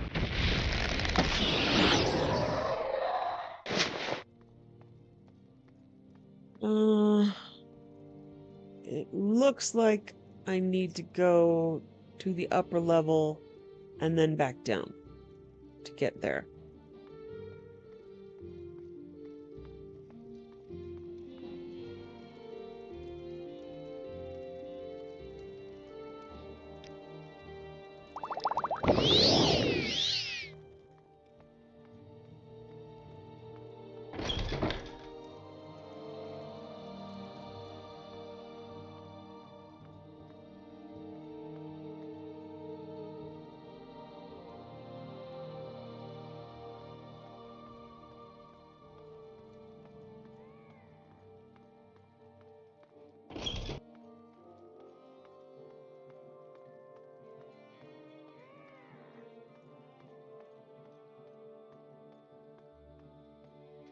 Seriously? Seriously, Scamp?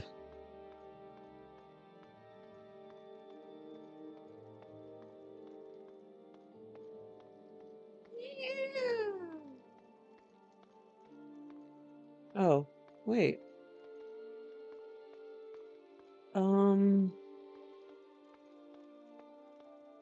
Okay.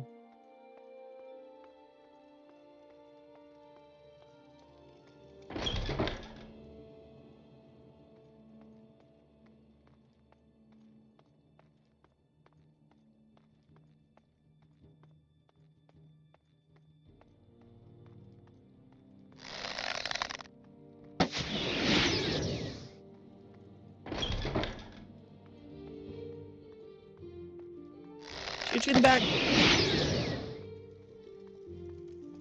I'm afraid scamps haven't made a very good impression on me to the point that I'm like, oh, let's see if that scamp has something good to say.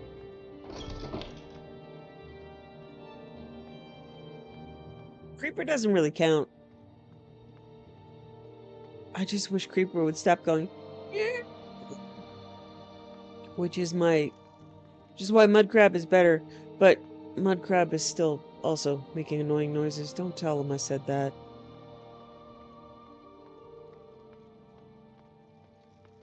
Okay. At least getting closer. We hope. We think.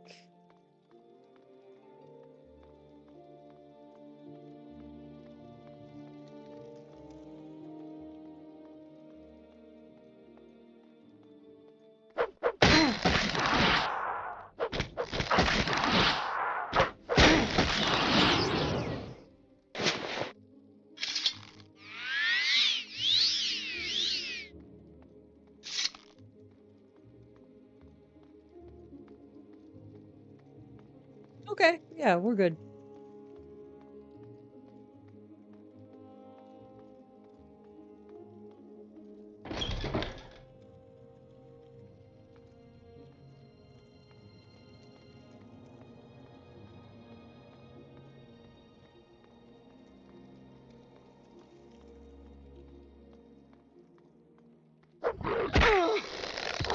Run around the corner. I'm sneaking.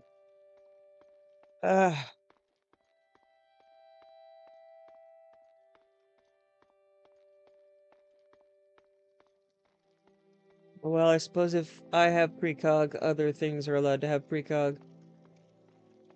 Just wish it probably could have, you know, precogged that it was going to die.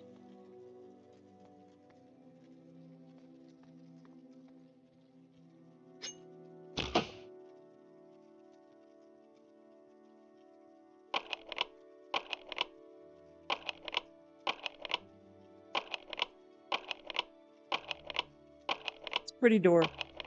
It's a shame I can't pick the lock. Guess I'm going to look at it for a little while longer. There we go.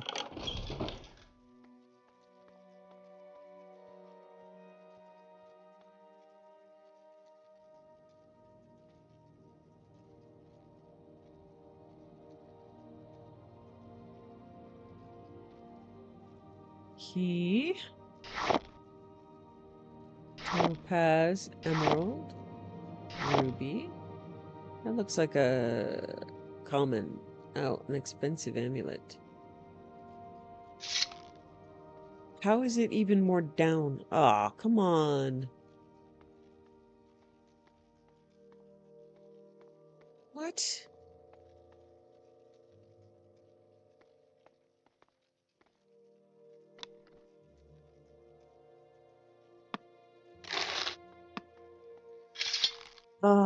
I am so confused. Okay.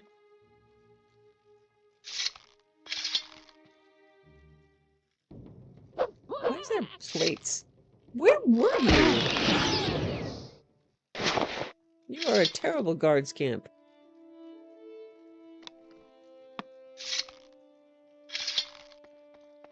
Okay.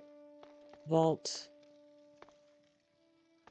Oh, come on.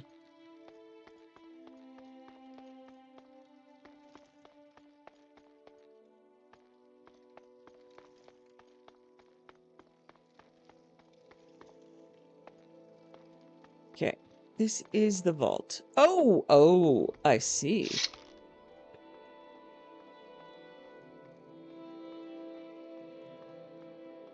Oh, now it says it's up. All right, we'll figure it out.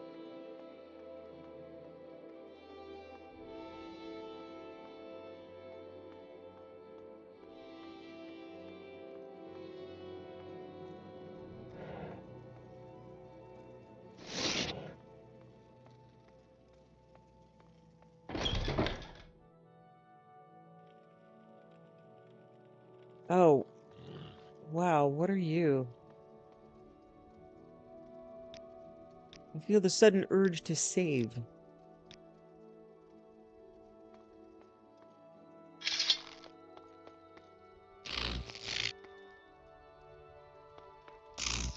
Nope.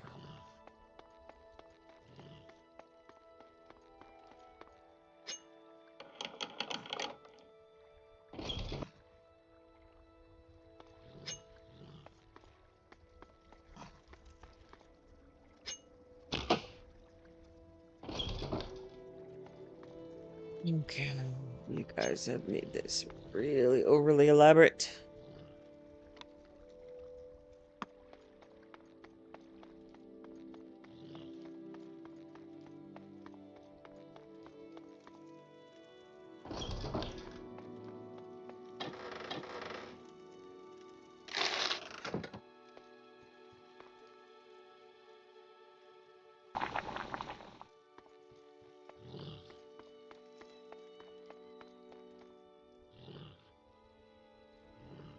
Well,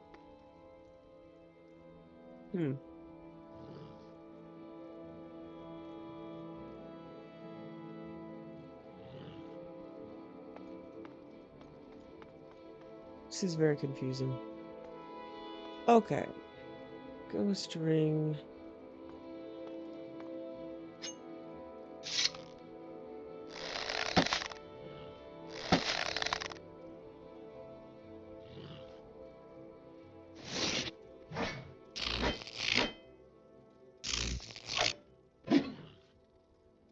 Okay, I'm gonna try dispel.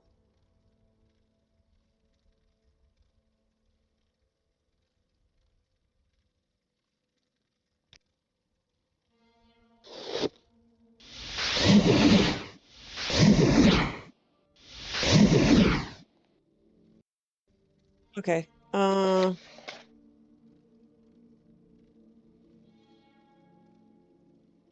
Yeah, okay. There's I'm going to mark here because the quest didn't really update. There's no way to do this. So I'm going to go speak to the lady outside and tell her about it. Or it did update and I didn't notice. Give the quest the benefit of the doubt. A sincere welcome to you. May you be forever blessed.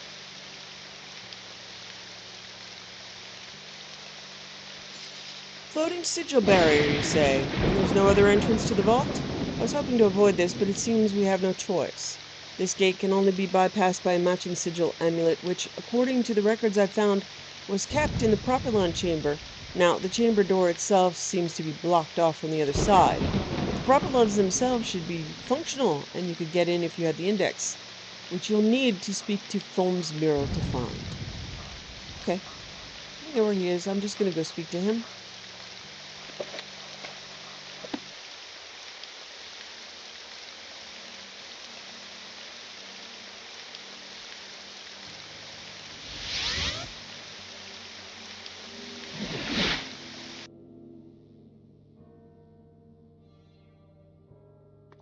What can I do for you, Master Wizard?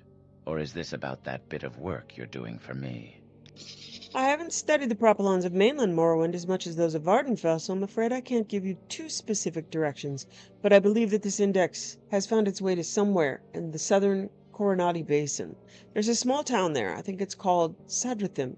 Try asking around to see if anyone there knows about it. Oh, and once you find the index, it should be used at Thorandar, another stronghold in the area. Okay, cool. Alright, that seems like a good place to go read a book.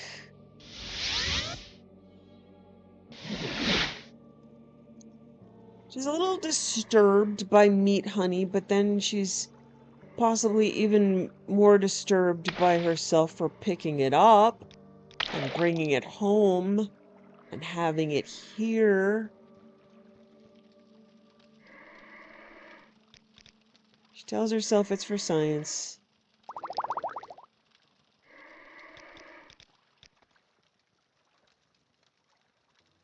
Or for magic.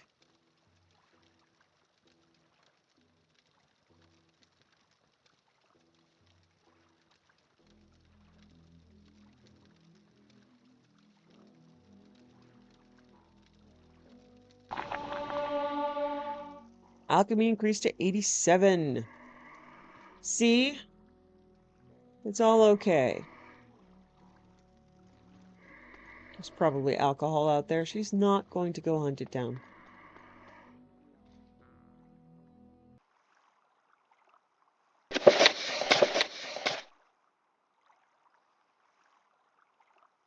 Imperial Historical Society Handbook on the Excavation of Vardenfell. Quite recently, the Imperial Historical Society has been given special dispensation to collect Dwemer artifacts to further our studies. Though most Dwemer artifacts, confiscated from illegal traders, have been given over to the Society, we require proper excavations to further historical research. We offer to bestow the position Chair of Dwemer Studies to any guild member who shows the most promise in this endeavor. Through this endeavor, we are now able to share some of our recent breakthroughs in Dwemer Studies. Though we have few theories to offer at this point, we offer our empirical findings for peer review. The primary concern of this publication is the ruins of Vardenfell, their locations, and the artifacts found within. One might ask, is it against the will of the 9 divines to know the Dwemer? Is their fate designed to teach us the consequences of Dwemery hubris? Should we be content to let sleeping dogs lie? This has been the position of the Empire, and the Tribunal of Morrowind for quite some time. It is not our intent to offend those sensibilities by attempting to replicate Dwemer experiments to gain profane knowledge. The intent of the Imperial Historical Society is to shed light on our darkened past. The greater our understanding of the Dwemer, the more we can say about how they went wrong. Those who forget history are doomed to repeat it. The ruined Dwemer citadels and fortresses lie dotted across Morrowind like great tombs, filled with horrors. Dwarven specters haunt corridors alongside their centurions, patrolling empty halls in endless futility. Though these places will never truly be safe, we hope to clear some ruins of hidden dangers, so we may study the long-lost Dwemer race without fear. We invite adventurers to apply at their nearest guild of mages, should they wish to aid us in this task. This handbook discusses the elements of Dwemer architecture, its machinery, its artifacts, and includes a comprehensive catalog of Dwemer ruins in Vardenfell. It is important to know how to spot these ruins, what lies within, and what artifacts are significant to the Society's studies before organizing an expedition. The Dwemer were master smiths, but their stonework is equally impressive. The exterior architecture is constructed in stone, with metal pipes and round heavy doors merging seamlessly with the stonework. They were master bridge builders. These sturdy structures remain intact to this day. Dwemer ruins are recognizable by large spired towers, steam stacks, and the occasional observatory. Their observatories are domes constructed with perfectly formed metal plates, and house-impressive telescopes jutting into the sky. Dwemer architecture was inherently functional, but still suggests a carefully thought-out aesthetic in its grand austerity. Though the Dwemer were not overtly fond of imagery, Dwemer statues have been found amongst the ruins. These statues depict Dwemer in long robes, bearing sword and shield, perhaps a testament to their militaristic nature. The stark geometric lines in the sculpted form suggest harshness and practicality in the Dwemer mindset. Dwemer carvings and runes don their stone and pipework. The imagery is primarily astrological, carved deep into the stonework on doors, but their runes have yet to be deciphered. Though Dwemerus bears a distant relationship to other Merrick languages, many Dwemer books and inscriptions have proven untranslatable. Nevertheless, to help aid our scholars, a key to the known Dwemer alphabet is provided at the end of this book. Dwemer ruin interiors delve deep underground, often cutting through lava lakes. The larger rooms house machinery, and smaller rooms appear to be sleeping quarters. The presence of furniture such as beds, desks, drawers, and ovens suggests they lived and worked in close proximity. The interior walls are stone, cut and smoothed from living rock like mining tunnels, but the floors are metal. Metal pipes are riveted to the walls in every room and corridor. Our excavations have proven these pipes carry steam, which serves not only to power their machines, but to heat their living spaces. Dwemer lighting is unlike anything seen in Nirn today. They eschewed candles in favor of strange glass tubes with metallic elements. We do not yet understand their inner workings, but most still function to this day. The Dwemer alphabet. Threats within Dwemer ruins. It is imperative to understand the threats within Dwemer ruins before mounting an expedition. Some artifacts are cursed, so use extreme caution before touching anything. Picking up a cursed item may summon a Dwemer specter, which throws magical attacks. These specters can also be found roaming the halls. It is unclear how these specters came to be. Are they the ghosts of Dwemer who died before their race disappeared? Did they wander the halls alongside their living ancestors, or are they shadows of the Dwemer who supposedly uncreated themselves? In either case, they do not take kindly to intruders. Enchanted or silver weapons are required to defeat them. They also have the ability to reflect spells, so be prepared before throwing a fireball at them. Like other ghosts, they are also a source of ectoplasm, which is of some value to alchemists. The greater threat comes from Dwemer centurions. Those still active will attack intruders on sight. In the next section, we classify the known types of Dwemer animunculi and how to defend against their attacks. Classifications of Dwemer animunculi. 3 distinct types of Dwemer animunculi have been found in the ruins of Morrowind. Some are still active to this day and pose a dire threat to our excavation teams. It is not known how these creatures are powered. Some scholars believe the Dwemer harness the power of the Heart of Lorkhan, and that animunculi can only function in close proximity to Red Mountain. However, the discovery of other forms of Dwemer animunculi in Hammerfell is evidence that animunculi may draw their power from a different source. Dwemer centurions are relentless in their task to eradicate intruders in the fortresses they were designed to protect, even in the absence of their masters. Note that though scrap metal is of use to alchemists, it has greater academic value to the Imperial Historical Society, the Centurion Spider. This is the most common construct found in the ruins. It is the weakest of the 3 Centurion types, so it is more likely they were used as a warning system than guards. Their primary attack is poison, expelled from a large gas bag. The gas bag rests on a metal base, attached to 6 hinged legs. Centurion spiders are quick, but they break easily in combat. Damaging either the gas bag or the legs will put this construct out of commission. If you can, try to damage only the legs. If the gas bag is ruptured, our research teams cannot reconstruct them. The Centurion Sphere. This construct is the primary guard force in Dwemer fortresses. The Sphere Centurion has a complex gyro mechanism, enabling it to balance on top of the sphere and swiftly roll towards its target. It retracts into the sphere when idle, possibly sparing its complex mechanisms from wear when it is not needed. This construct has 2 arms, allowing it to carry sword and shield, and in its head a single eye to target its enemy. Its primary attack is melee. Its defense is a lightning shield to protect it from shock damage. If faced against one of these constructs, the first mistake is to go for the eye. They can function almost as well without it, only lacking accuracy in their sword attacks. Instead, hit the gyro mechanism down the lower half of its midsection. Hitting this hard enough will cause it to fall apart at the seams. Note that our research teams have not yet had success reconstructing this Centurion type. Hitting the gyro, even with magical attacks, causes irreparable damage to its delicate internal mechanisms. However, there is no other known way to stop them, and our excavation team's safety is our primary concern. The Steam Centurion. This lumbering war machine can crush its enemies as slowly and steadily as a rock. Steam Centurions are rarely found in the ruins, possibly because many were spent during the Battle of Red Mountain. These constructs were designed for war rather than light guard duties. Their heavy metal bodies are stabilized on 2 massive legs. The clank of a Steam Centurion approaching causes immediate instinctual fear in even the hardiest warriors. Its appearance as a towering armored warrior must have also been designed for psychological effect. They must have dominated the battlefield in their time. On top of being difficult to damage physically, these hardy constructs are also resistant to magical attacks. One of its powerful arms acts as a massive mace, able to crush even heavily armored opponents.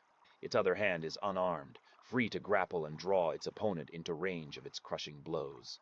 This creature has no magical attacks, but its physical attacks are deadly enough. Our primary advice to our excavation teams, if faced with one of these monstrosities, is run. Run out of the ruin and regroup. Do not attempt to engage this construct alone, and trust that the Guild of Fighters is always for hire. Types of Dwemer mechanisms. It is important for an expedition to recognize the hallmarks of Dwemer mechanisms. Please do not attempt to dismantle any large mechanical devices found in the ruins. The Imperial Historical Society prefers them intact, so we may study how they function in their environment. We are still uncertain about the purpose of most Dwemer machinery, but we do know the majority is powered by a combination of steam and magicka. Many machines are still running to this day, a testament to Dwemer engineering. They are connected by a vast series of pipes, and comprise of mighty pumps with spinning cogs, wheels, and belts. Only through continued excavation may we glean the function and purpose of these machines. The Dwemer often dug deep into lava pools. To tap this vast resource, they favored regions close to Red Mountain. They also tapped underground water sources, as evidenced by their large and serviceable wells, and channeled them through pipes to be heated by lava. Steam pipes weave throughout the entire fortress. Dwemer machines are powered by the earth itself, an endless resource. It is a testament to Dwemer ingenuity, the Dwemer telescope. The telescope represents the Dwemer's most formidable scientific achievement. This grand piece of machinery can be found in large domed observatories, of which few exist. This device once allowed the Dwemer to gaze closely at the stars along the outer edge of oblivion, and perhaps through the sparkling pinholes to Aetherius itself. In the field of astronomy, the Dwemer excelled beyond all other races. It is a shame that the greater part of this knowledge vanished along with them. Had they not sought such knowledge to such profane ends, who knows what could have been accomplished in the eras that followed? The Imperial Historical Society is in possession of the full range of Dwemer artifacts currently known to exist. We offer this full catalog to our members, and members of the Guild of Mages currently engaged in Dwemer studies.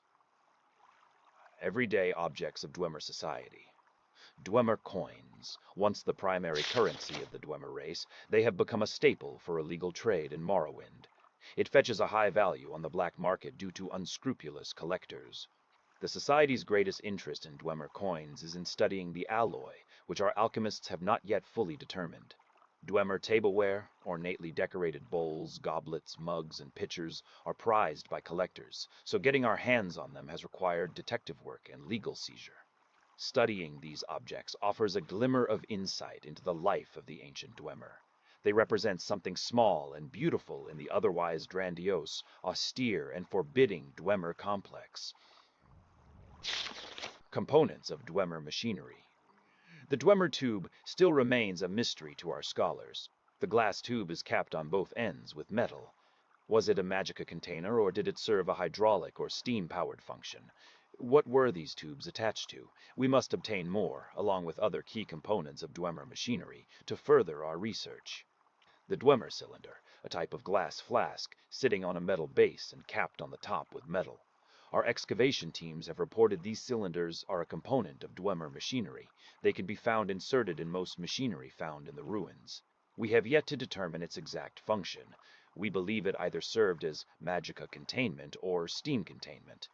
The Dwemer coherer resembles a Dwemer cylinder with two tubes protruding out the sides.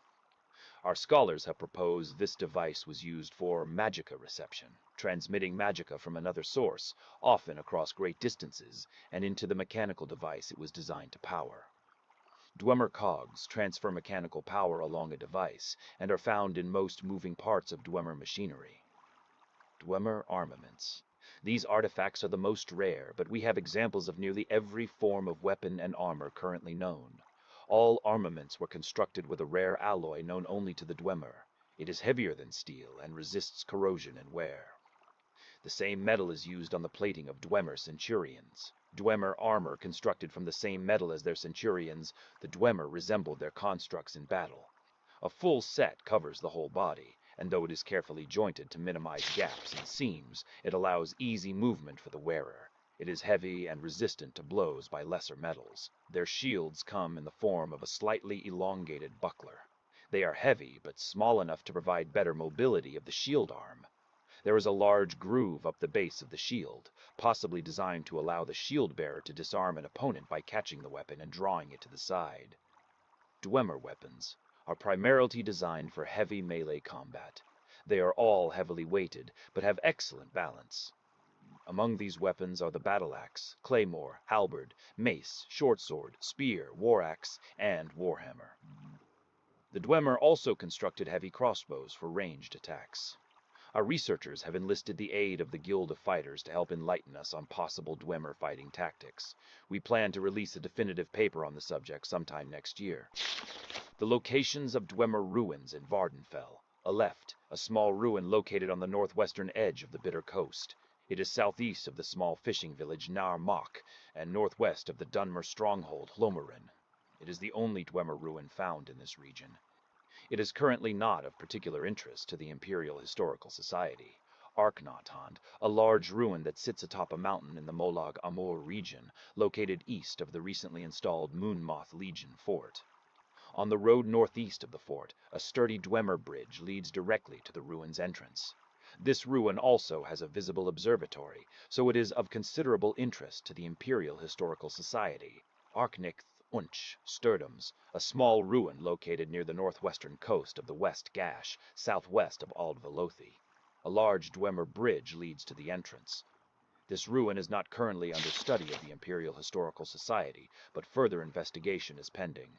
Bethankend has been identified and sighted within the Ghost Fence, near Mar Gan.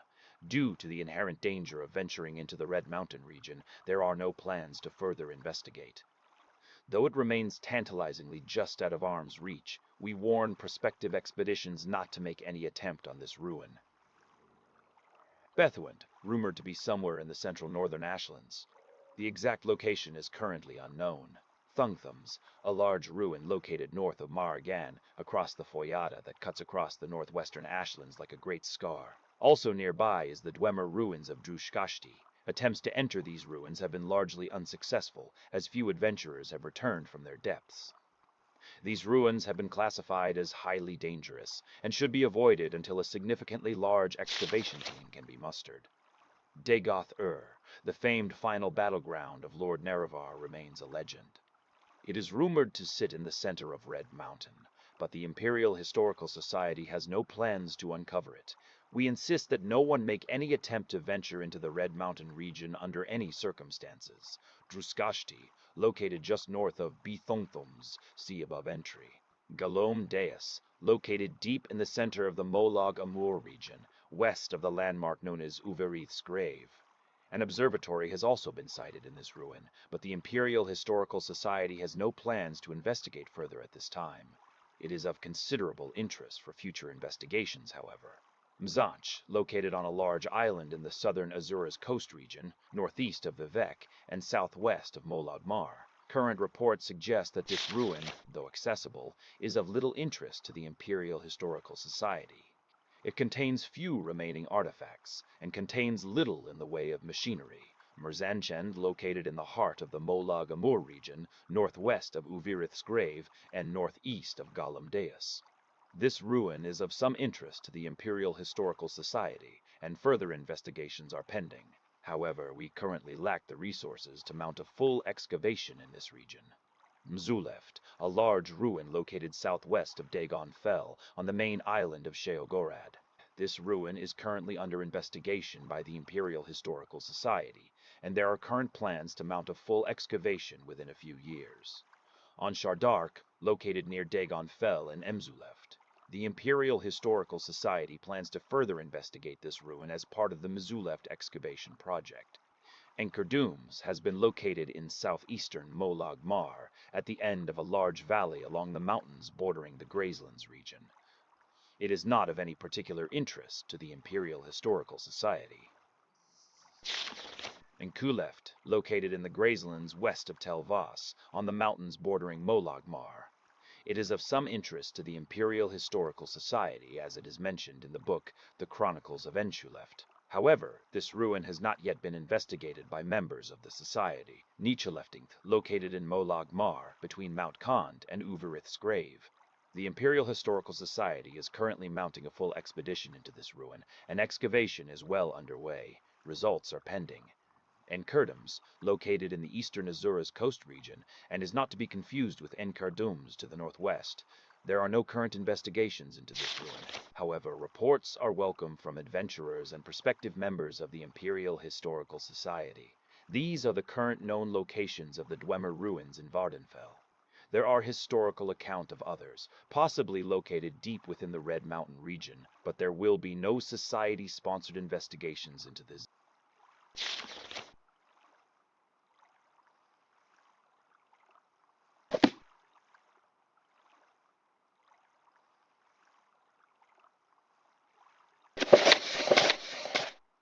The Ebon Heart of Morrowind, A History by Qualia Tarvix. The history of the city of Old Ebonheart. Although its early history is murky, mired in myth and native superstition, Imperial paleognosticators date the founding of Ebonheart to very early in the First Era. Atop its rocky outcrop, commanding views over the surrounding land, it would have offered a natural defensive position then just as it does today. Of its early inhabitants we know little. The city is first recorded as Halayan, literally Heart of Ebony, a probable reference to the missing god Shezar who, unusually, was widely worshipped by the elves of this region. The ancient Nordic sagas mention a great temple or monastery dedicated to Shazar, somewhere directly south of Red Mountain and north of Mournhold, which I conjecturally associate with Kalan on the basis of admittedly scant evidence. The debate raged for many centuries over which city was founded, first Ebonheart or Mournhold. The geography of Veloth's pilgrimage suggests it is the former that deserves the honor, although significant geological upheaval has occurred since this time, which further muddies the metaphorical waters. Either way, the two cities were equal rivals for a considerable period, a state of affairs that only came to an end with the emergence of the tribunal faith and the adoption of Mournhold as the seat of the goddess Almalexia. The conjectured temple of Shazar may also have vanished around this time, as there are vague references to a massacre of monks and a razing of egregious sanctuaries. Unfortunately, any religious purge was accompanied by an equally thorough cleansing of the historical record. I have seen clear evidence of ancient vandalism in documents describing these events. Following a period of Nordic rule, the city fell into the hands of the House Raethim, a once powerful dark elf aristocratic family. They ruled the city for generations, perhaps growing powerful enough to rival the mighty philosopher princes of House Indoril and the muck magnates of House Hlalu. The city continued to vie with Almalexia for local dominance, and even petitioned Sothasil to make his home in the city in order that they might compete with their neighbor on equal terms. The annals record that the god-sorcerer's only response was to silence Ebonheart entirely for a generation, so that no sound could be heard or uttered within its administrative boundaries. The city's inhabitants learned to communicate with looks and secret hand signals, which ultimately aided them in their covert struggles against their neighbors. The silent language of Ebonheart is still used to this day by dark elf agents and con artists. Despite these upsets, the Rotham period was relatively stable, although it was disrupted by the campaign of Tiber Septim. Ebonheart surrendered to imperial forces, but was tragically burned to the ground by religious fanatics. With the signing of the armistice, the ruling Rathim were released from captivity and restored to their position, and began a rebuilding program. History reports that the reigning lord of the time, Theranis Rathim, made such an impression on the emperor with his prowess in friendly melee tournaments that Septim decided to make Ebonheart his new capital in the province.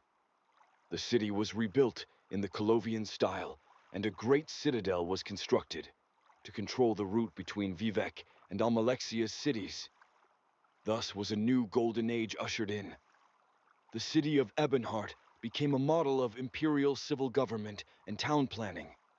Additional settlements, including Firewatch and Helnim, were constructed in imitation of Ebonheart's majesty. The Rotham line even gave rise to an empress, the great Kataria, who re-established trade links with Far Yokuda. Although the city was never able to supplant Almalexia, as was originally intended, it grew into one of the wealthiest and most peaceful settlements in all Morrowind. For a time, its inhabitants proudly declared Ebonheart to be the Empire's second city. While those heady days are gone, and a new Ebonheart has been constructed on Vardenfell, the city today still stands as a comforting beacon of civilization in a strange and sometimes hostile land.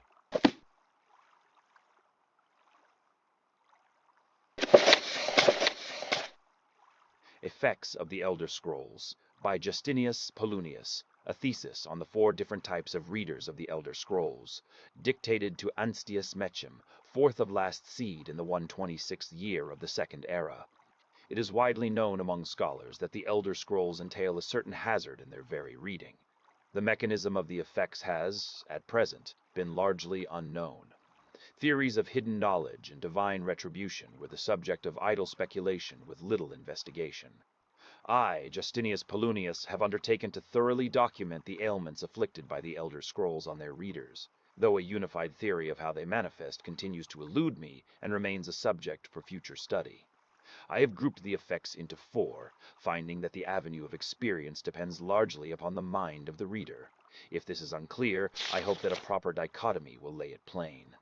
Group the first, the knives, for one who has received no training in the history or nature of the Elder Scrolls.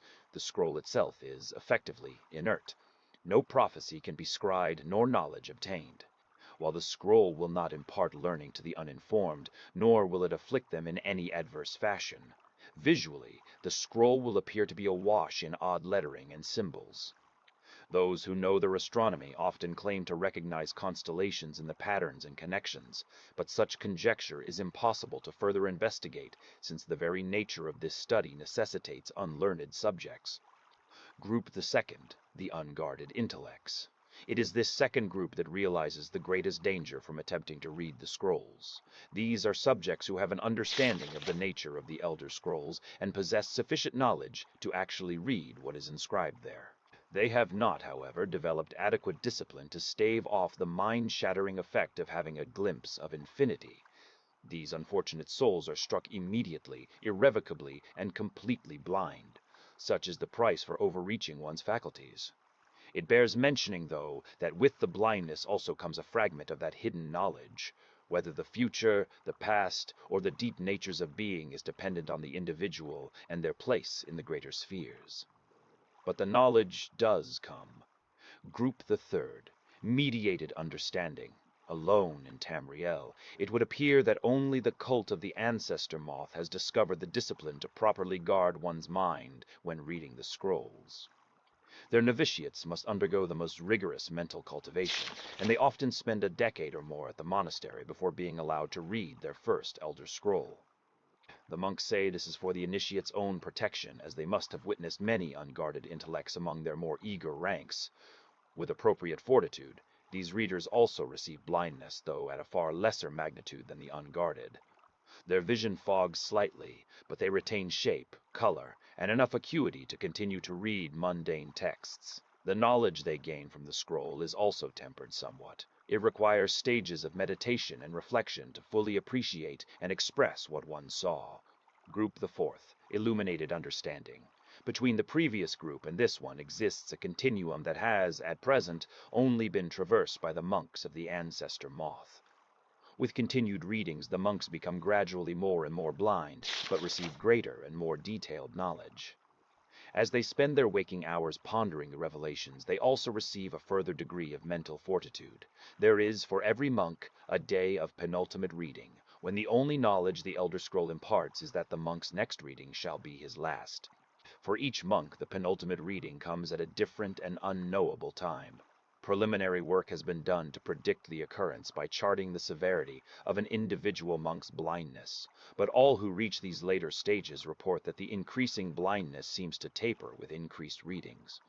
Some pose the notion that some other, unseen sense is, in fact, continuing to diminish at this upper range, but I shall leave such postulations to philosophers. To prepare for his ultimate reading, a monk typically withdraws to seclusion in order to reflect upon a lifetime of revelations and appoint his mind for reception of his last. Upon this final reading, he is forever blinded as sure as those unguarded ones who race to knowledge. The illuminated one, though, has retained his understanding over a lifetime and typically possesses a more integral notion of what has been revealed to him. It is hoped that this catalogue will prove useful to those who wish to further our mortal understanding of the Elder Scrolls.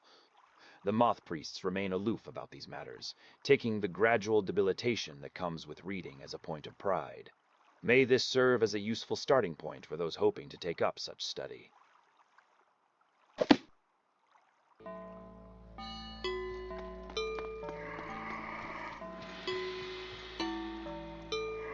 Well, she tried to sleep, and she did manage. And she's ready to begin her day, but there's just one chant inside her head. Meet honey. Meet honey. Meet honey.